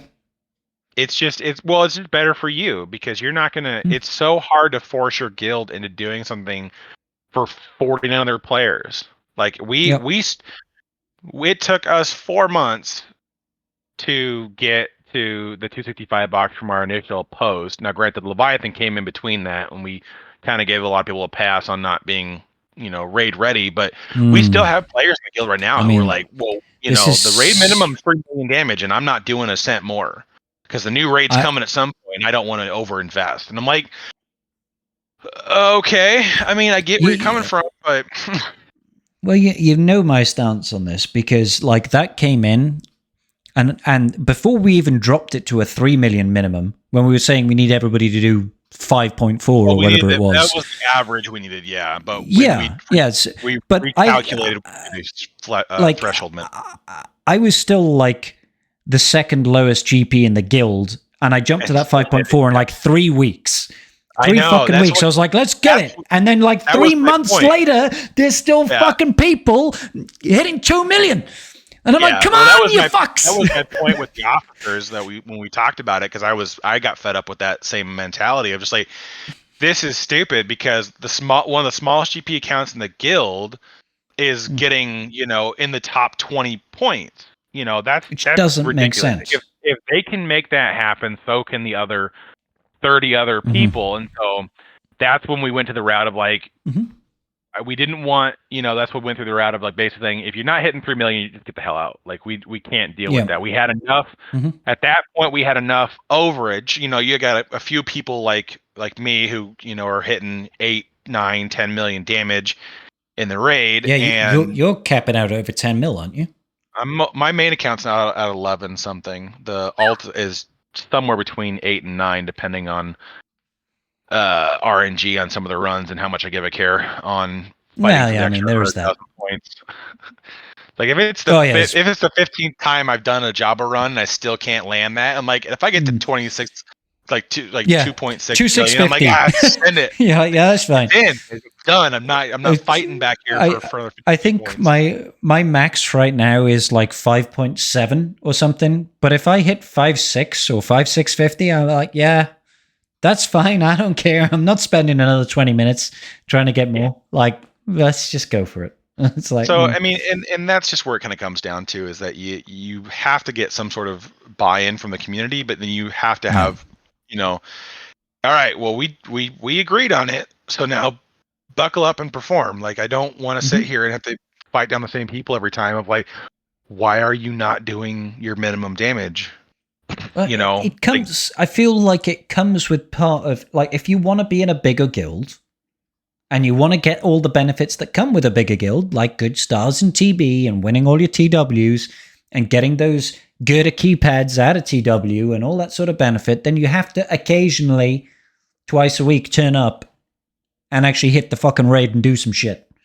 Yeah. You don't just sit back and like treat it like a right. I know. Well, I think part of it is that CG has sort of fostered this environment for guilds where historically you could kind of just sit back and you get max rewards out of all the raids because the raids were piss easy, right? Like you did it with Hat, you did it with Heroic Sith, and even Crankor to an extent could just be soloed by a handful of people. So people didn't have to do anything. And now all of a sudden everybody has to turn up and everybody has to get their 5 runs in. And now people don't want to do it. Well, and it just, but the thing is too, for me, is like, if you don't want to do more than, one run and get your 2.7 million in, then go join a guild where 130 is what they want to do. Don't waste my time. And, and we fight that constantly back and forth with, how to move players on. Cause that's like every time we get to a point where we're like, hey, we can finally get somebody the hell out of here. And then, somebody like suddenly leaves or retires or whatever else. Like, well, shit, now we gotta replace those boots. We can be down a member and still hit, our crate raid points, but we can't be down 2. And so it's like, I've been there. It always seems to happen. It's like you get to a point, you're like, yes, we're good. Somebody retires. You're like, shit. Here we go again. Let's find someone else. Back to the recruiting form. Yeah. And the real problem is like when you get that dichotomy of you've got, say, let's call it 15. That's being generous. 15 players in a guild that are really driven, competitive players that really want to try and push the envelope. But then you've got 25 players, 35 players that are just quite happy to coast. It's either you alienate those 35 players by saying, hey guys, you need to pull up your britches and start contributing and doing stuff, or you alienate the top end players who just decide, fuck this shit, I'm going to a better guild. I could go into a competitive guild. I've got the roster, I've got the GP and the drive. And it's like, who do you want to lose? Who do you want to lose? It's harder to replace the 35. but I mean, for me, that was honestly that's the reason why I ended up losing my first guild, or not losing, but leaving my first guild that I was ever in. I was fine coasting, but the big reason actually was Cam. I really wanted Cam, and we could get to Cam in our TVs, but I was the only person in the guild who was capable of beating the mission. I was not going to wait 330 months to unlock your Cam. That ain't happening. I was not going to wait for that. No, not going to happen. So I said, screw it. I'm not going to, so we try to drive people in the guild to do more. And they're just like, no, I don't want to invest in Gas 501st right now or that was the really clones. Stupid thing, because Shakti clones in Rise of the Empire wasn't just like, it's really good, it does the cam mission. Shakti clones was like a 4 out of 4 every single fucking phase of Lightside TB. It was a really good team to invest in. Like, why not do that? couldn't get buy-in on it, and that's when actually I reached out to Ash on Facebook and was like, Yeah. because they were doing like 24 shards, and I was like, well, shit, man, like that's fine with me. It's better than where I'm at. So I hit him up and was like, hey, this is what's going. Basically at the time, because I'm like, I'm going to leave. I'm running the guild I'm in currently, so I'm needing to set up leadership to get them to take care you of weren't themselves. you weren't just leaving them in the lurch like bye. Yeah. So I tried getting everything set up, and that took like a month, and then I finally joined over to Ghost the 501st, and then Ghost was a from good there, guild. I enjoyed Ghost. Ghost. I like the mentality in Ghost. We had a lot more buy-in. I think overall on being competitive. We punched up a lot in Ghosts, I feel. Yeah. Well, it was just a lot of people were more PvP oriented, and people took it seriously. Now, granted, this was pre-Datacron, so we only had, I think the guild only survived about 6 months post Datacron launch. Yeah, we were a little bit victim to that. Well, part of it was just the fact that we kept losing officers, and I didn't want to run the guild, and Tupaka didn't want to do it with just by himself. No, of and course. we burned. And who would? We lost like 5 officers in like 4 months. Which is fine. All because of of Datacrons. That's like yeah, large portion was because of that. And so we got to the point of just like, we're just going to call it quits and separate and move on and call it a day. And that's when we moved to MC3, right? So yeah, that's why we're there. We joined up with Ranger, which it's been good. I like a lot of the things that are happening, but it's I feel like a lot of where things end up going is like, if you like, and this is what I'll just keep saying until the game blows up and dies. Never stay in a guild just because you have a friend that stays there. Like, if you want different things out of what your guild can do, always hunt for a better option. Don't sit in the same guild. I mean, and my friends are here, and that's largely why I left Rising Phoenix in the first place. I was in Rising Phoenix from the day I got my very first 7-star character. And that was because my best friend was an officer there, and he was like, come join us, we'll build it. And we went from like an 80 million guild. I can't remember what it was when I left it, but we developed it a lot. And I went from a guild player to a guild officer to the guild leader. And then there was massive fallout within my guild, massive fallout within the officers. And I decided I can't manage, mentally speaking, like running a YouTube channel, running Twitch, and running a guild, and doing a full-time job. It was too much for me. I was like, no, I can't do this. And it already cost me friendships. And I was just like, if I'm going to break away from Rising Phoenix and stop being a leader, I know I can't just be a member, because I'll always have that in the back of my head of, well, I would do this, I would run it this way, I would, Yeah. So I knew I had to leave, and if I was going to leave, I was going to go to a place where, I was around more driven people and more like-minded people. So I went from a smaller guild into a much bigger guild when I joined Ghosts. It was a much bigger guild, earning a lot more. But, I still held my own. I always contributed. I paid my share. And, I left behind people I made. I still talk to people from Rising Phoenix to this day. I got really good friends in Rising Phoenix. And I would, I still maintain you don't stay in a guild just because you got friends there. You got to think about your roster progression as well. So. Well, it's what's important for you. Like, are you? Well, if this game is just a social thing for you, then that's fine. Go stay with your friends. Go hang out with them. But if you want to be competitive, you want to get the best rewards, you want to be in a guild where you're performing better than other players, then you're always going to be in a position to want to, take advantage of that and get into guilds where you can contribute more and get better rewards out of it. Like, I could easily take my main account and go to name the biggest guild in the game, and I could probably have no problem getting in. Oh, well. I've got the GP for it. I've got the relative roster for it. My mods are slowly getting there. I'm relatively confident that you could just go into any guild that you want. Like at this Probably. point, I would need to get I would need to probably R8 Tuscans and the last group of I don't Old even think you Republic. would, see, because like if they look at you and they see, oh, hang on, this guy is a top 20 GAC player. Crate Dragon Raid is only around for another month or 2 months tops. Oh yeah, for sure. But it's for the guilds that are doing like the 465 crate, like stuff like that. Like you have to have 12 million plus per player. So it's like if they're not doing it, they don't help you get your goal. So that's the main thing. It's like how a lot of the MA guilds work. They're like, especially when they were started the TB recruitment and stuff like that. It's all based on how much GP you had and how much you were willing to fork out for platoons. To make it happen. So it's like, if you were 13 million GP and you had a handful of R9s are willing to do a bunch of crappy characters, and then they would take you. But back when TW was the hot button topic, then it was like, where are your mods at, how well you play and stuff like that.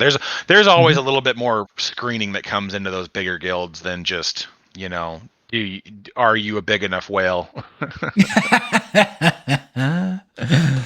Yes, you are, Kath. You're a big enough whale.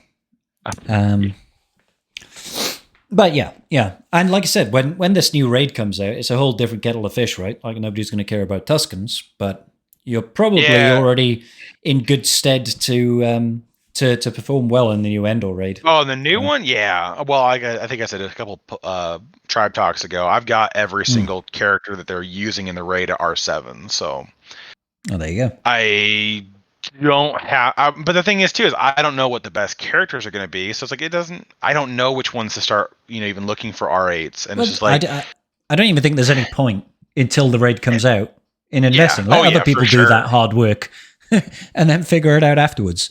How many teams do I need? How many battles do we have to go through? What are the battles going to be like? Are we going to be a split between 3v3 for light side battles and 5v5 for dark side battles? Like, we don't have enough information on that. It's kind of one of those things where it's like, I would love to know where to start putting some investments, because it's like, honestly, like I'm pretty stoked for Bo-Katan Mandalore, but yeah, it's going to be cool. The teams coming out look like they're going to be just massive relic monsters. And I'm like, okay, well, we got a lot of stuff that's going to need high relics coming up in the near future. And like, if the new raid is another one of them, it's just like, oh, man, I just feel like you're never in a good spot when it comes to where to invest your relic materials. And I don't know how much is changing either. How much we're getting out of the personal track. Are they going to shift the value of where rewards we don't know from, if they're going to change all that, but I'd like to think that it's going to remain relatively static, because they saw the community reaction the first time and they're like, okay, we'll move a bunch of the personal track over to the guild track. So I feel like it will be the same again, but nothing stopping CG from, like, if you compare it to Heroes of Middle Earth, the personal track is more valuable by far than the guild track. Especially because you get it multiple times. Exactly. Yeah. You get it 4 times per raid rather than just the once. Yeah. It's hugely beneficial. But unless CG take that approach and they make a multi-day raid, it's like, okay, yeah, sure, that we only have to hit the raid once a week, but it's spread over 4 days. Then maybe that's what they, and the personal track resets each time. Maybe that's what they do go ahead and do. But I don't know. I don't know if that's the approach they'll take. There's too many unknowns right now, right? Yeah, when CG was doing their charity stream yesterday, I had commented to Crumb on that, and I'm like, so any chance you've got a cool Road Ahead video coming out about any particular anything happening on a particular like forest moon planet? Can we some furry creatures and speeders? Can we get? Well, I'm really surprised, honestly, that their charity stream did not have more. Well, you thought the Road Ahead was dropping during it, right? I thought they would have done something like that, because I thought that would have dropped a lot of interest. Because I mean, every time CG does anything game related, they're in the 500. They're usually live streaming it. Yeah. Well, but their view count on Twitch is like between 500 and 1,000 people. I'm Yeah, it's like, more than I get. Maybe 10 times more than what I get. You have a 1 hour break for like, a live road ahead with Crumb and Matehead, and you do a little like gameplay testing of the raid, and you would have. And then you just pimp your charity stream the entire time. Like you would just sit there and go, "Hey, yeah, well, brief moment. Part of the reason why we're here today and we're doing this is because of we're raising money for the UC Davis Children's Hospital and da da da da da. The rest of the spiel that goes along. Yeah, I was gonna say they could even do stretch goals. Like we'll hit this. We reveal more about the upcoming raid. They hit them all. No. What I'm saying is they could have stretch goals revealing information. Like, I'm with you on that. We'll tell you about this, and this, and then we'll tell you about this and this. You know what I mean? They hit all their goals for what they initially stated. Yeah, so we got the 40K, and then they did a stretch goal for 45, which I think still has. I think they're still running out the charity to the end of the month. I want to say is when it concludes. So they still have a chance to do it or to max it out. Actually, I'm gonna just pull it up real fast and take a look. Right now they're at 43,746. So they're only 2,000. Yeah, you're right. They're 1.35 away from hitting 45, which is beyond the goals of what we initially had raised for. So there's I thought that would have been a much better approach to do it. But the reason why they made so much money, honest to God, was that $25 pack for the buying of the stuff.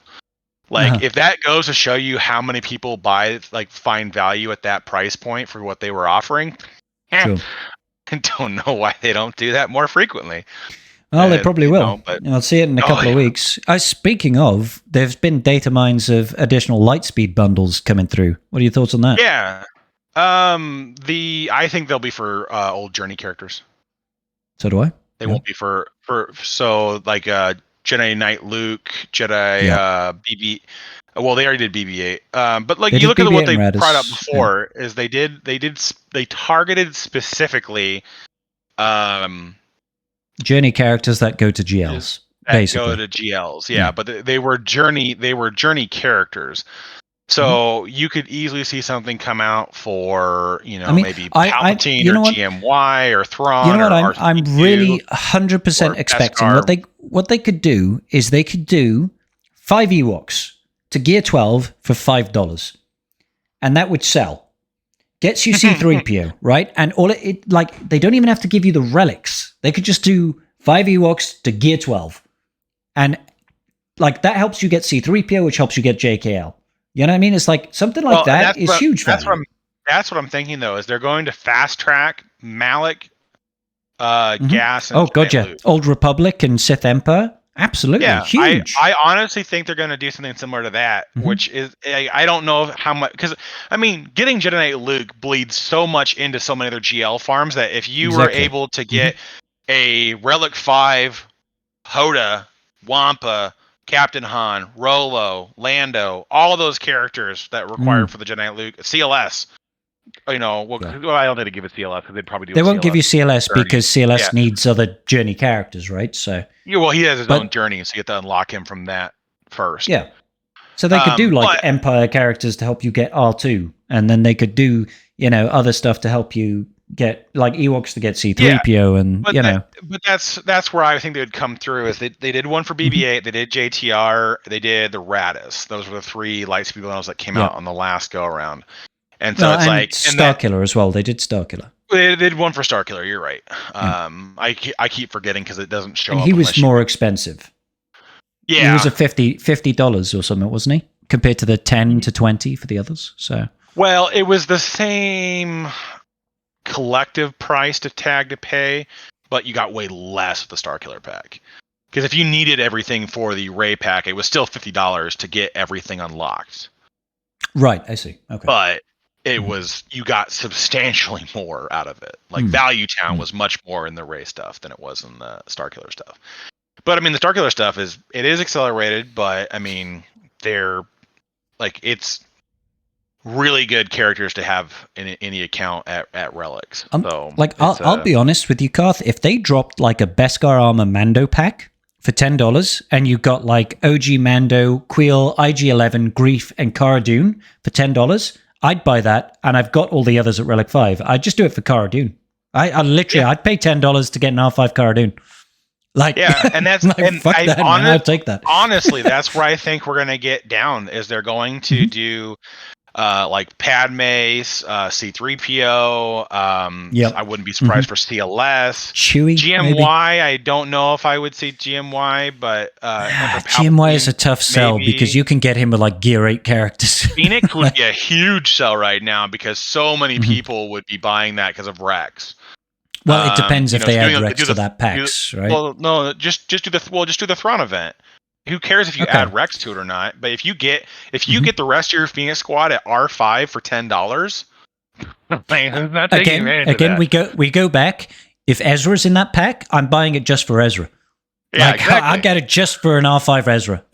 Exactly, but that's my point. Is like I think that's what those packs are coming for. I don't think they're going to push too many more GL stuff out the rip because the saturation's too heavy. Because the people will get there, but if in the last month, if you can unlock 4 GLs, there is no way in hell, unless you've just been slow rolling the game for 3 years, that you have the Zetas to even max out the teams. And so it's like, for sure. So it's like, I don't think they would do anything with that, but I would be I would push it much more towards the thought process of more of the journey guide characters. I honestly think one of them will be for BAM because that is going to coincide with where the content's headed currently. And I would look at them potentially doing things that help you get into like Gas and Malik and Jedi Luke. I would see them doing something for the C-3PO event as a possibility. For the Padme event, there's a possibility with that too, with bringing your Separatist up. And things of that nature. I think that would be kind of the route they would head is to push things in that direction. Because they're older characters that aren't going to have much value, but they bring a ton of value to newer players who can, it's massive catch-up mechanics. Yeah, day one, and if some of the older players like me can benefit from maybe one character that takes it to R5, then they'll still find a lot of pickup in those characters, in those players, Like I said, if it was a Phoenix faction, all of the Phoenix apart from Captain Rex to Relic 5, I'd do it just for Ezra. Like all my others are like Relic 9, Relic 5. I'd do it just for Ezra. And I'm sure there's a lot of people like me that might have one, maybe 2 characters that they're willing to drop a tenner on to take to Relic 5, because even one character to Relic 5, in my opinion, is worth that low price point. Well, even if they did one for like for GMY where they just took all the, take all the old Republic Jedi, and you take out all of the, basically just take out everything that's not a Galactic Republic Jedi, and you give all those characters at R5, I guarantee you people buy it left, right, and center, even if it's $20. Because I do it for the lols. If I got like ETH Koth and I'm a Gundai and fucking at R5, R5, why not? Like for a lot of people, getting Plo Koon to R5 would be a huge thing for their account. Huge. Getting your Mace, they could throw Qui-Gon Mace to R5 so you can use them for the actual Kron and stuff like that. That would be a lot of value into those kind of things. And so that's where I'm thinking everything's going to land when it comes to that particular, the data mine Lightspeed bundles, is that they're going to be more journey events. I don't know if they're going to lead. Sure. They'll probably fringe lead into GL stuff because it's just so hard to not. There'll be some crossover, because that's what made the first pack sell so much, right? It's like it wasn't just that you get a bunch of characters at Relic 5. It was like all of these characters get used towards a certain GL. And that's a huge massive plays towards Rey and Slacker is kind of what built it out of the first one. But I mean, if they did Jedi Knight Luke, for a lot of people, getting Hermit Yoda and Wampa early would be huge. And they may not even do that particular event because it does require they require Chewbacca. So if they did Jedi Knight Luke, all they'd have to do for Jedi Knight Luke essentially is do Wampa, basically the Hoth characters, right? Wampa, Hoda, Rolo, and Captain Han. But they just do exactly what they do with the last round, and they do them, and then they do another pack of bounty hunters to get you Chewie. Yeah, and so, they get you Chewie, and then a pack of Ewoks. They get you C-3PO, and you get a exactly. Yeah, it's like, okay, you do these things. You buy these $50 worth of packs, and then it gives you basically JML. You know, you got to go unlock Luke, but at R5 you should. Or even it's a head start on the Jabba grind as well. Like, yeah. It's great. That's the thing is there's so many things right now that you can't if you fast track any of the journey characters, there isn't much where it doesn't benefit you at some point between a Galactic Legend or one of the meta fleets. So it's like, all right, cool. But hell, what if they do one for the Chimera and put the Rebel pilots at R5? Ooh. You know how many people would do that? That's tasty. To have their Rebel fleet at R5 across the board, like Biston and SRP to R5. Yeah. Without having to save yourself about 650 car bounties. Yeah. Like, I know that's only a couple of great raids, but that's still nice. Like, but yeah, I mean that's just kind of where my thoughts are on that one. I think it's gonna be more journey characters, and I'm fine with it. Like, I don't mind getting people caught up on some of the older stuff and filling out factions for players. If it's gonna be a tenner for a few people here and there, then let it ride. We've had a comment in the chat from Blaze saying the data mine could just sit there for years, like, because that's what happened with these Lightspeed bundles were apparently data mined years ago, right? But they didn't come out until recently. Now, I personally don't think that that's the case here, simply because they've had the acid test, right? They brought out these Lightspeed bundles, and everybody knows how much these Lightspeed bundles sold. Like, I know dozens of people that are like, I'm no longer free to play. Simply because and these are people that have played for, like, I'm talking, like, I know day one players that never spent $1 bought these packs because they're like, oh my God, the value is huge. Yeah, the value is huge. I mean, for $10, CG sees that, they're releasing these packs. They're releasing them. They want to try and replicate that. They want money, man. Like, they do, but I mean, it was. I think I said something about this with Ranger under the Academy yesterday. You know, CG needs to push community buy-in on the newer players, and the only way to do that is to bridge the gap between entry-level players and mid-game. You got to get them to mid-game quick enough to where they're invested and they stay. Yeah. Because a lot of people get like to that first million GP and it was an absolute grind and crap and shit show and they don't really love it anymore. And, they finally get to like level 85 and experiencing the end game. And then they just get pooped on because everyone they're fighting is better than them or bigger accounts or has more toys. Like, I'd argue it's not even like there's another element to that where realistically the way that CG can repeatedly gain money is not so much let's keep releasing new marquees, because most of the player base don't whale on marquees, right? However, introducing game modes where people can nickel and dime their way, for example, Conquest, right? Which is a repeatable event that comes around every 2 weeks, basically, where they have to spend crystals refreshing. Maybe they want to go ahead and buy the Conquest Pass or the Conquest Plus Pass. Now you're giving access people to Relic 5 characters, which, funnily enough, you can start using datacrons. That gets them, not only does that dip their toes into whaling, they're like, oh yeah, I can spend a little bit of money here and there. It also exposes them to datacrons and Conquest, and the Conquest Pass, and the Conquest Pass Plus, and refreshing their energy within Conquest to farm datacrons. That's a constant source of money that they can repeatedly loop and get people engaged all the time. Like, it's not like new characters all the time. It's like, this is just a little bit. A little bit, we can just chip away across a larger player base. How many people just can't even do hard Conquest? Yeah. Keep in these packs up, people are going to get to 4 million GP real quick. Real bloody quick. So, and they're going to get Relic 5 characters that can use datacrons. So, yep. And I think that long term, that's the push they're headed towards. That's what they want to do.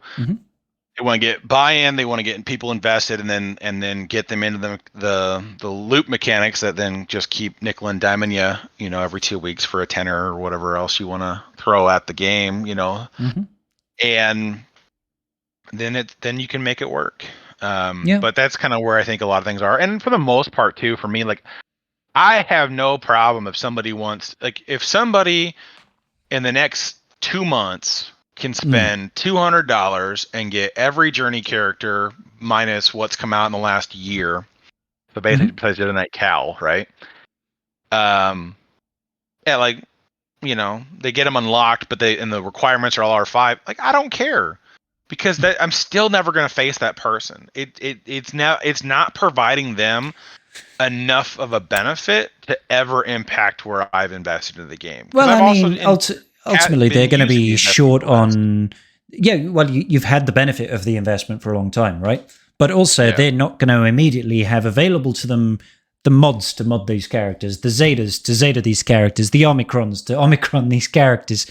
They'll have they're still going to be 60% of the usage, right? But they're still behind. Yeah. And that's okay. We need catch-up mechanics in these games. It doesn't bother me in the slightest. And you know what it was like when the Slacker packs came out. I'd literally unlocked him the day before those packs came out. I mean, now I wasted loads of gear. Like, you had all the gear spent at least a week prior to that. I did. The day before you decided to pound sand. That would have been really rough. Let's talk about those. Let's talk about those Galactic Legend energy packs with the tokens. What is it, like a fiver to get 100 tokens and 300 energy? Huge, which massive. Is basically like another. It's like another 15, 20 tickets.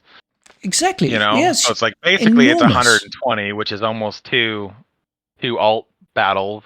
For $5. I'm hoping they're always available forever. I mean, you need to be below 35 currency of the light side of the dark side. They expire after the end of today. I think at the reset or That's a shame. Midnight Pacific. But I mean, they can always come back. I hope they bring them back. CG has this thing now where they have rotational packs that basically come back every freaking, like every time Grand Arena ends for the season. You get the 1250 crystal pack for Zeta materials and possible Omicron mats, and then the relic materials that come with that too. So there's all these little things that show up periodically that have massive benefit, but they're on a rotation. They show up occasionally. I'm sure they'll come back, because I'm sure they made good money on those as well. It was just good timing for them, because it was like Lightspeed bundles come out. Yeah, everybody's starting to get some GLs. Oh, well, let's help you out here with those tokens that you need so badly. Yeah, I mean, 100%, and they'll do more of that too. I mean, honestly, I wouldn't be surprised if this comes back to being a more of a once a month or something like that kind of offering, or that's kind of what the GL store is going to run into, is basically maybe here's more currency than what you get in the weekly shipment for your GL tickets. You can basically buy out X amount of energy. Honestly, if CG gets rid of a reason to hoard energy, then I think that's the best play they can do for the Galactic Legends market, is basically provide enough stuff there, either through refreshing or whatever else, where I do not have to give up energy refreshes for 6-9 months to make sure I can. I think if anything, what they'll do is they'll make the tokens available, not the energy. Because the energy could be abused differently, right? For double drops and stuff like that. That's what I meant. Replacing the energy by having the tokens, and by having enough tokens in the store, right? To be able to do substantially the same. So either the ability to might be like them, ally points, or squad arena tokens, or galactic war tokens that you can. Yeah, or just crystals. It could, I don't care. I mean, if it's crystals, it has to be objectively better, or at a better refresh rate than the weekly packs, right? The weekly store, sorry. Well, it would have to be equivalent at the minimum to what the weekly at the very is right minimum. now. Yeah, because the weekly right now, it nets basically the amount of crystals you would spend to get that many tickets is what it nets. But the thing with and I'd when buy you're those doing every that, day, you know. depending how aggressive you want to go after a GL farm, the value gets exponentially better once you start hitting past the hundreds on the crystal refreshes. So it's like you spend your 450 and then you're like, all right, that's all you got to do. Then that's fine. But if you want to go to the 200s or the 400s, like then those kind of packs get just massively beneficial. So if they're willing to do like, 500 tickets or something like that in the store, or do like 150 something, but then let it refresh every 6 hours so that I could theoretically knock it out, in a couple of days by waiting for refreshes, then fine. Like it just makes like it's a slight way for them to monetize the fact that GL should never have been released the way that they've been released. Stupid tokens. Well, the tickets are so stupid. They're just so stupid. It's so frustrating when you've already spent months gearing up and relicking all these characters that you get there and you're like, okay, great, I got to spend another 2 weeks farming energy and tokens to do these battles, and then I got to spend another 2 weeks getting the ultimate to actually make the character usable. It's just it's insulting, is what it is. Yeah, it's a real insult to injury kind of practice. I mean, and that's why when like we knew kind of the tentative time frame for Leia, that's why I started saving up all of my energy and I was up to like 10K or something like that when she released. It was like that was the whole reason. I needed to be able to unlock her day one, which I only really missed because of because the tier 4 bug. Yeah, tier 4 was bugged. But it was. And then everything else was fine. I was able to hit her ultimate, Actually, I was still able to unlock her that day. I just wasn't able to get her ultimate before GAC lock-in. Which is what I was trying to plan on, but... Yeah. Oh, I don't know. Anyway, it's just one of those things where it's like, I'm okay with them bringing in ways to kind of help players catch up and to kind of minimalize some of the pains that come with GL farming, to where it's like, hey, by the way, you just took all these characters to whatever relic level you needed to, and you got this other stuff all done, but now you got to spend the next 3 weeks to a month farming this character. It's just like, but I already paid for it. Yeah, it's like shopping at IKEA is really what it is. I've gone and I bought it, but now you want me to assemble it. Like, what the hell is that? Like, I don't want to do that. Going to IKEA, so I bought the table counter. What you mean I need to buy the legs separately? And I got to build it? God damn it. You're going to pay for, you're going to give me the screws? No? God damn it. That was like when I bought furniture for my house. We bought a ton of stuff because we were buying for a brand new house. We didn't have anything in it. And we wanted to save the sales tax because the store is in a different state than the one I live in, and the state that it's in doesn't have sales tax. Right. Okay. But if they deliver, they have to charge sales tax. And so we're like, oh, well, I'll just pick it up and take it to the house myself. Except for if they deliver it, they also assemble it. And I was like, at no extra charge. I was like, okay. Oh, we're paying sales tax, boys. Yeah. When you factor in the cost of gas and everything, you're like, hang on, the benefit of having to build it. They brought a 40-foot truck to my house and offloaded everything and then put it all together. And there was not a snowball's chance in hell that it would have taken me probably like 7 or 8 trips to the store and back to get all that stuff in the back of my truck or in my trailer. And then I still would have had to put it all together. And I'm like, no, I'm actually really okay with this. So yeah, I was 100% was just like, so sales tax is 8.9%. We spent like 20 grand on furniture. We're gonna spend like $1,500 on sales tax, but they're gonna put it all together. Then we're gonna do it. Oh my god! Well, yeah, we had like. I mean, 4 tables and that's just like one month of you not wailing on SWGoH, and you get yeah. Pretty close. That was that 1 month that you didn't subscribe to me on Twitch, isn't it? I mean, that's a complete lie because the Fiverr I missed.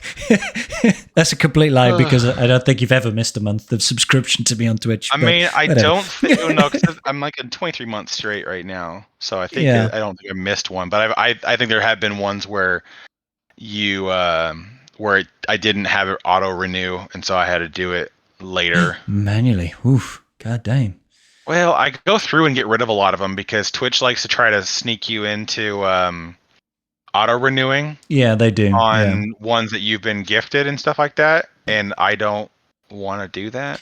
No, exactly. Well, I mean, I don't either personally. There's very few Twitch channels that I still stay subscribed to, so I give it to the people that I feel deserve it. So, well, and like I've done, like I said before, is like I would rather just donate directly instead of giving Twitch half your money. Yeah, getting Twitch half of it. It's like there's a reason why I do it the way I do. Is like I don't do subs very often anymore for that exact reason. If I wanted to donate to somebody's cause, speaking as a content creator, we prefer it that way.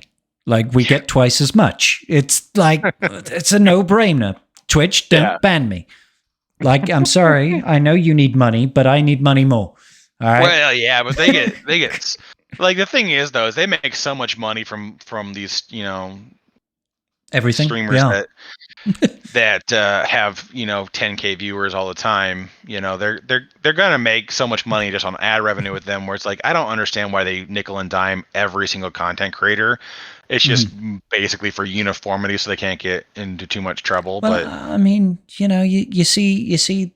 There's certain Twitch streamers that have got like 20,000 concurrent subs. Yeah. I don't think they really care about the 60 that I've got on Twitch. Yeah, or the fact that somebody just gives you money instead of paying Twitch. Exactly. They can offset that with the tens of thousands of subs that go to other people. Like they can deal. You know what I mean? I still love you, Twitch. Thank you for giving me a platform to stream on. It's not what you said in private, Scribe. Shut up, Garth.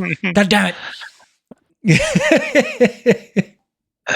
So, I mean, I would ask you how the additive drops are going for the Leia marquees, but you already have Leia, so I mean, I'll tell you. Well, on the got account, I don't.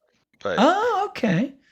So I mean, I managed to get my Drogon up to 6 stars, and my Scout up to 6 stars, and my niece 6-7. Where are you at on your shards? Oh, I think I'm about around about 15 out of 100 on Scout and Drogon. Those are the last two that I need.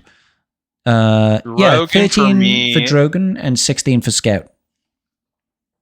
Drogon is 18 out of 100. 18 or 80? 18 out of 100. Okay, cool. And Scout is 61 out of 100. Oof, boy, your Scout is flying. Well, because Scout, so basically what I ended up doing, which I did it for the Zetas. I got Kanitha on the first day to 51 out of 100. Nice. I was already in the hundreds when the event came around, but I was able to get her there.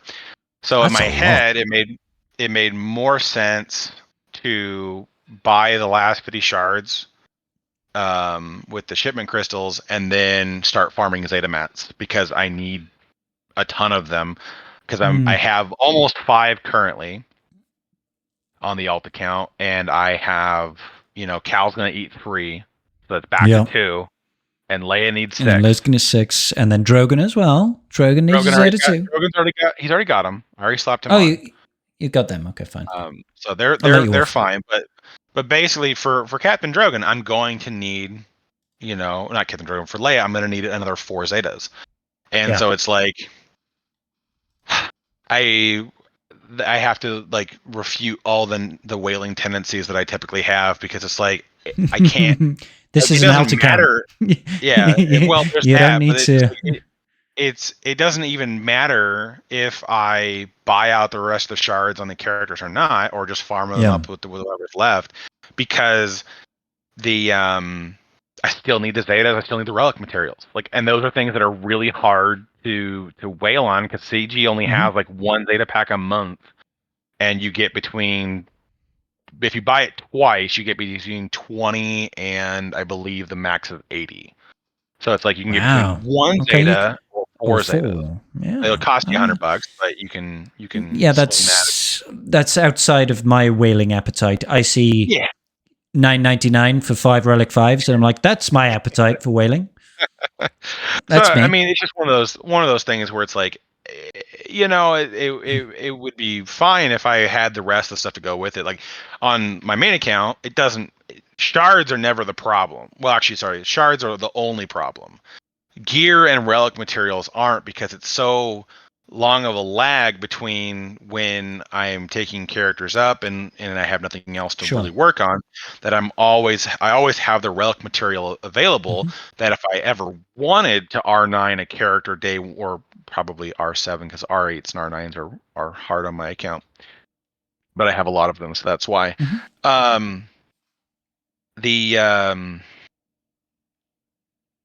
It just doesn't change anything, because I can get I can whale on the shards, and I can immediately get the character viable. Like if I did it on the alt account, I could whale on the shards, and then I'd have to whale on the gear, and I'd whale on the relic materials, and whale on the Zetas, and it just gets exponentially a longer list of things to purchase. And I'm just like, nah, no, I'm good, thanks though. Yeah, no, that's fair enough. Like, I've made a load of progression towards my GL layer, but I'm still faced with the same problems. It's like, you know, I don't care that I'm not going to 7-star Drogon or Scout right now. I'm probably going to be a good 60 to 70 shards shy after the end of these additive drops, which, you know, for a hard node farm, that's 2 weeks of farming, roughly, give or take. And I don't care, because I know I'll get there and I won't have the Kyrotech. I'm not going to have the relic materials to take these guys up to Relic 7 and everything like that in time to immediately start farming GL layer. So I don't care. It's like, I can afford to wait, but the boost that I got, like Drogon in particular, the fact that I could get him up to 6 stars was huge. Like, that was massive jump. Yeah. And that's for like a lot of people are going to be in the same boat. It's just like, just enjoy the jump, but for a lot of people, it's super challenging to get the rest of the way there, because it's just, you don't have the other stuff.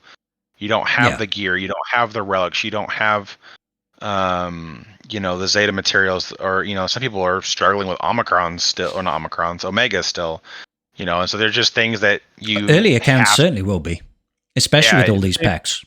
Yeah, things you take in stride. That's what's going to happen. Things you just have to take in stride. And that's totally fine as well. It's okay to have, like, you need to have bottlenecks in the game, and they need to exist. You know, I know they're frustrating, but it's like they have to be there, because otherwise everybody gets things immediately, and then there's no payoff for when you do get them. You do finish off those things. So that's totally fine. You know. And I personally, you know, I wouldn't be surprised if we see this as a standard going forward for new large releases, that we get these things like additive drops to help people. You know, like layer four marquees for a GL, and Drogon wasn't even farmable by the time Leia came out. I'm not surprised that they've added a bunch of these additive drops and double drops and all this sort of business to help people get there, because it's in their interest. Right, so I expect we see it again next year. So they want play because it's in their interest because of what they've done. They've tied the new GL to the newest raid. So every new GL is going to come out with a new raid, guaranteed, going to happen. That's their plan moving forward. Yeah, makes sense. Which they incentivize them to do things like this, where you get additive drops or special events, to where you get different characters, because they've done an event prior with Kinesa.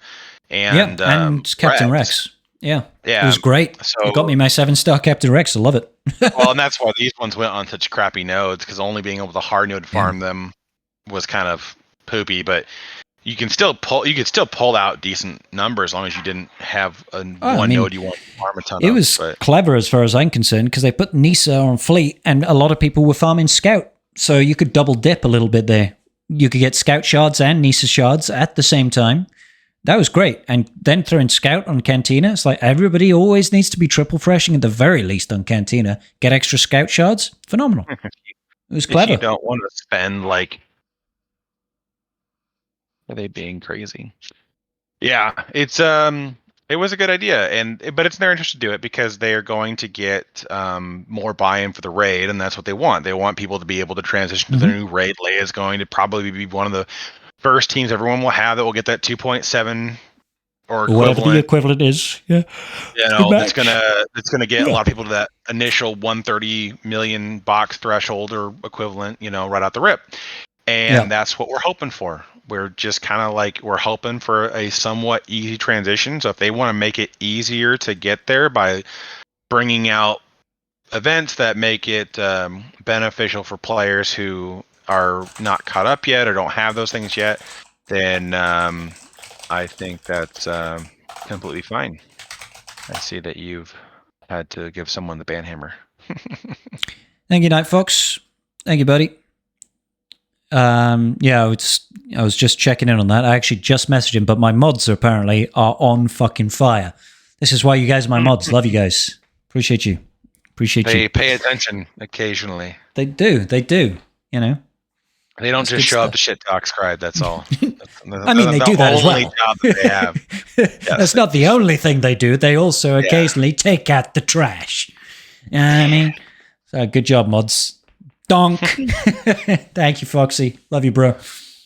So I firmly believe that this is going to be a precedent setting forward, that in a year's time, we're going to have a new raid coming. We're going to have a new GL coming. It's going to have 4, maybe 5 marquees, but CG is going to ease the grind. For those of you listening, I'm doing inverted commas there.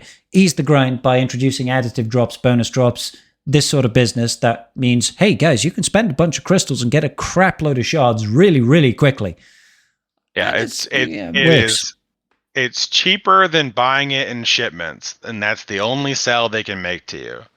It's like it's the same thing with the galactic chases that we do for ships, right? You spend roughly 10,000 crystals, and you get a 7-star ship, which is still it's huge. The it's great. cheapest way to get a ship, a brand new marquee ship, day 1 or the first week, right? Versus having to wait for it to go farmable and take it from 3 stars to 7 stars, which will take you like 6 months to do. It's a great way to release those things and get it, but you do have to spend roughly, $70 in crystals to get it to happen. Yeah. But it's better than doing stuff for like a normal marquee, which you're going to spend somewhere between 200 and 300 just to get the shards. Yeah, it's no contest really, is it? Unless you get lucky and you get one of the big pulls, and then long live the RNG gods. What is that 0.1% chance of getting that 330 pull? It's something ridiculously low, isn't it? I think like collectively, it's like to get anything that's a 145 and higher, you're like a 1.5% chance to pull any one of those packs. So it's a very small amount, I feel. Yeah. And there's only little PP energy. Yeah.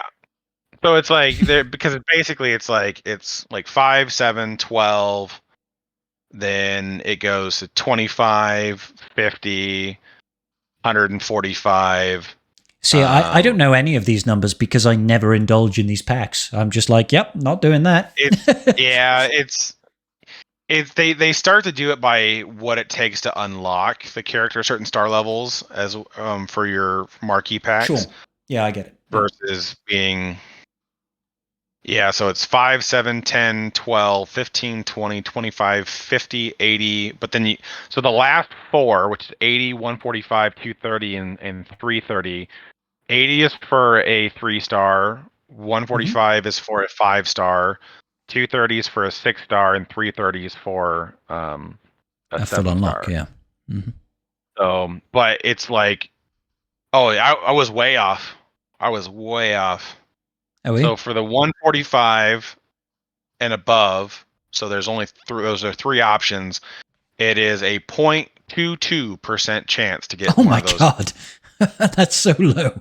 That's so low. It is. It is a 18% or 17.5% chance for 5 shards, 70% chance for a 7 shards, 5.5 for 10, basically just under 5% for 12, 2% for 15, 0.07 for 20, 0.02 for 25, 0.02 for 50, 0.02 for 80, you actually have a better chance of getting the 145 at 0.1.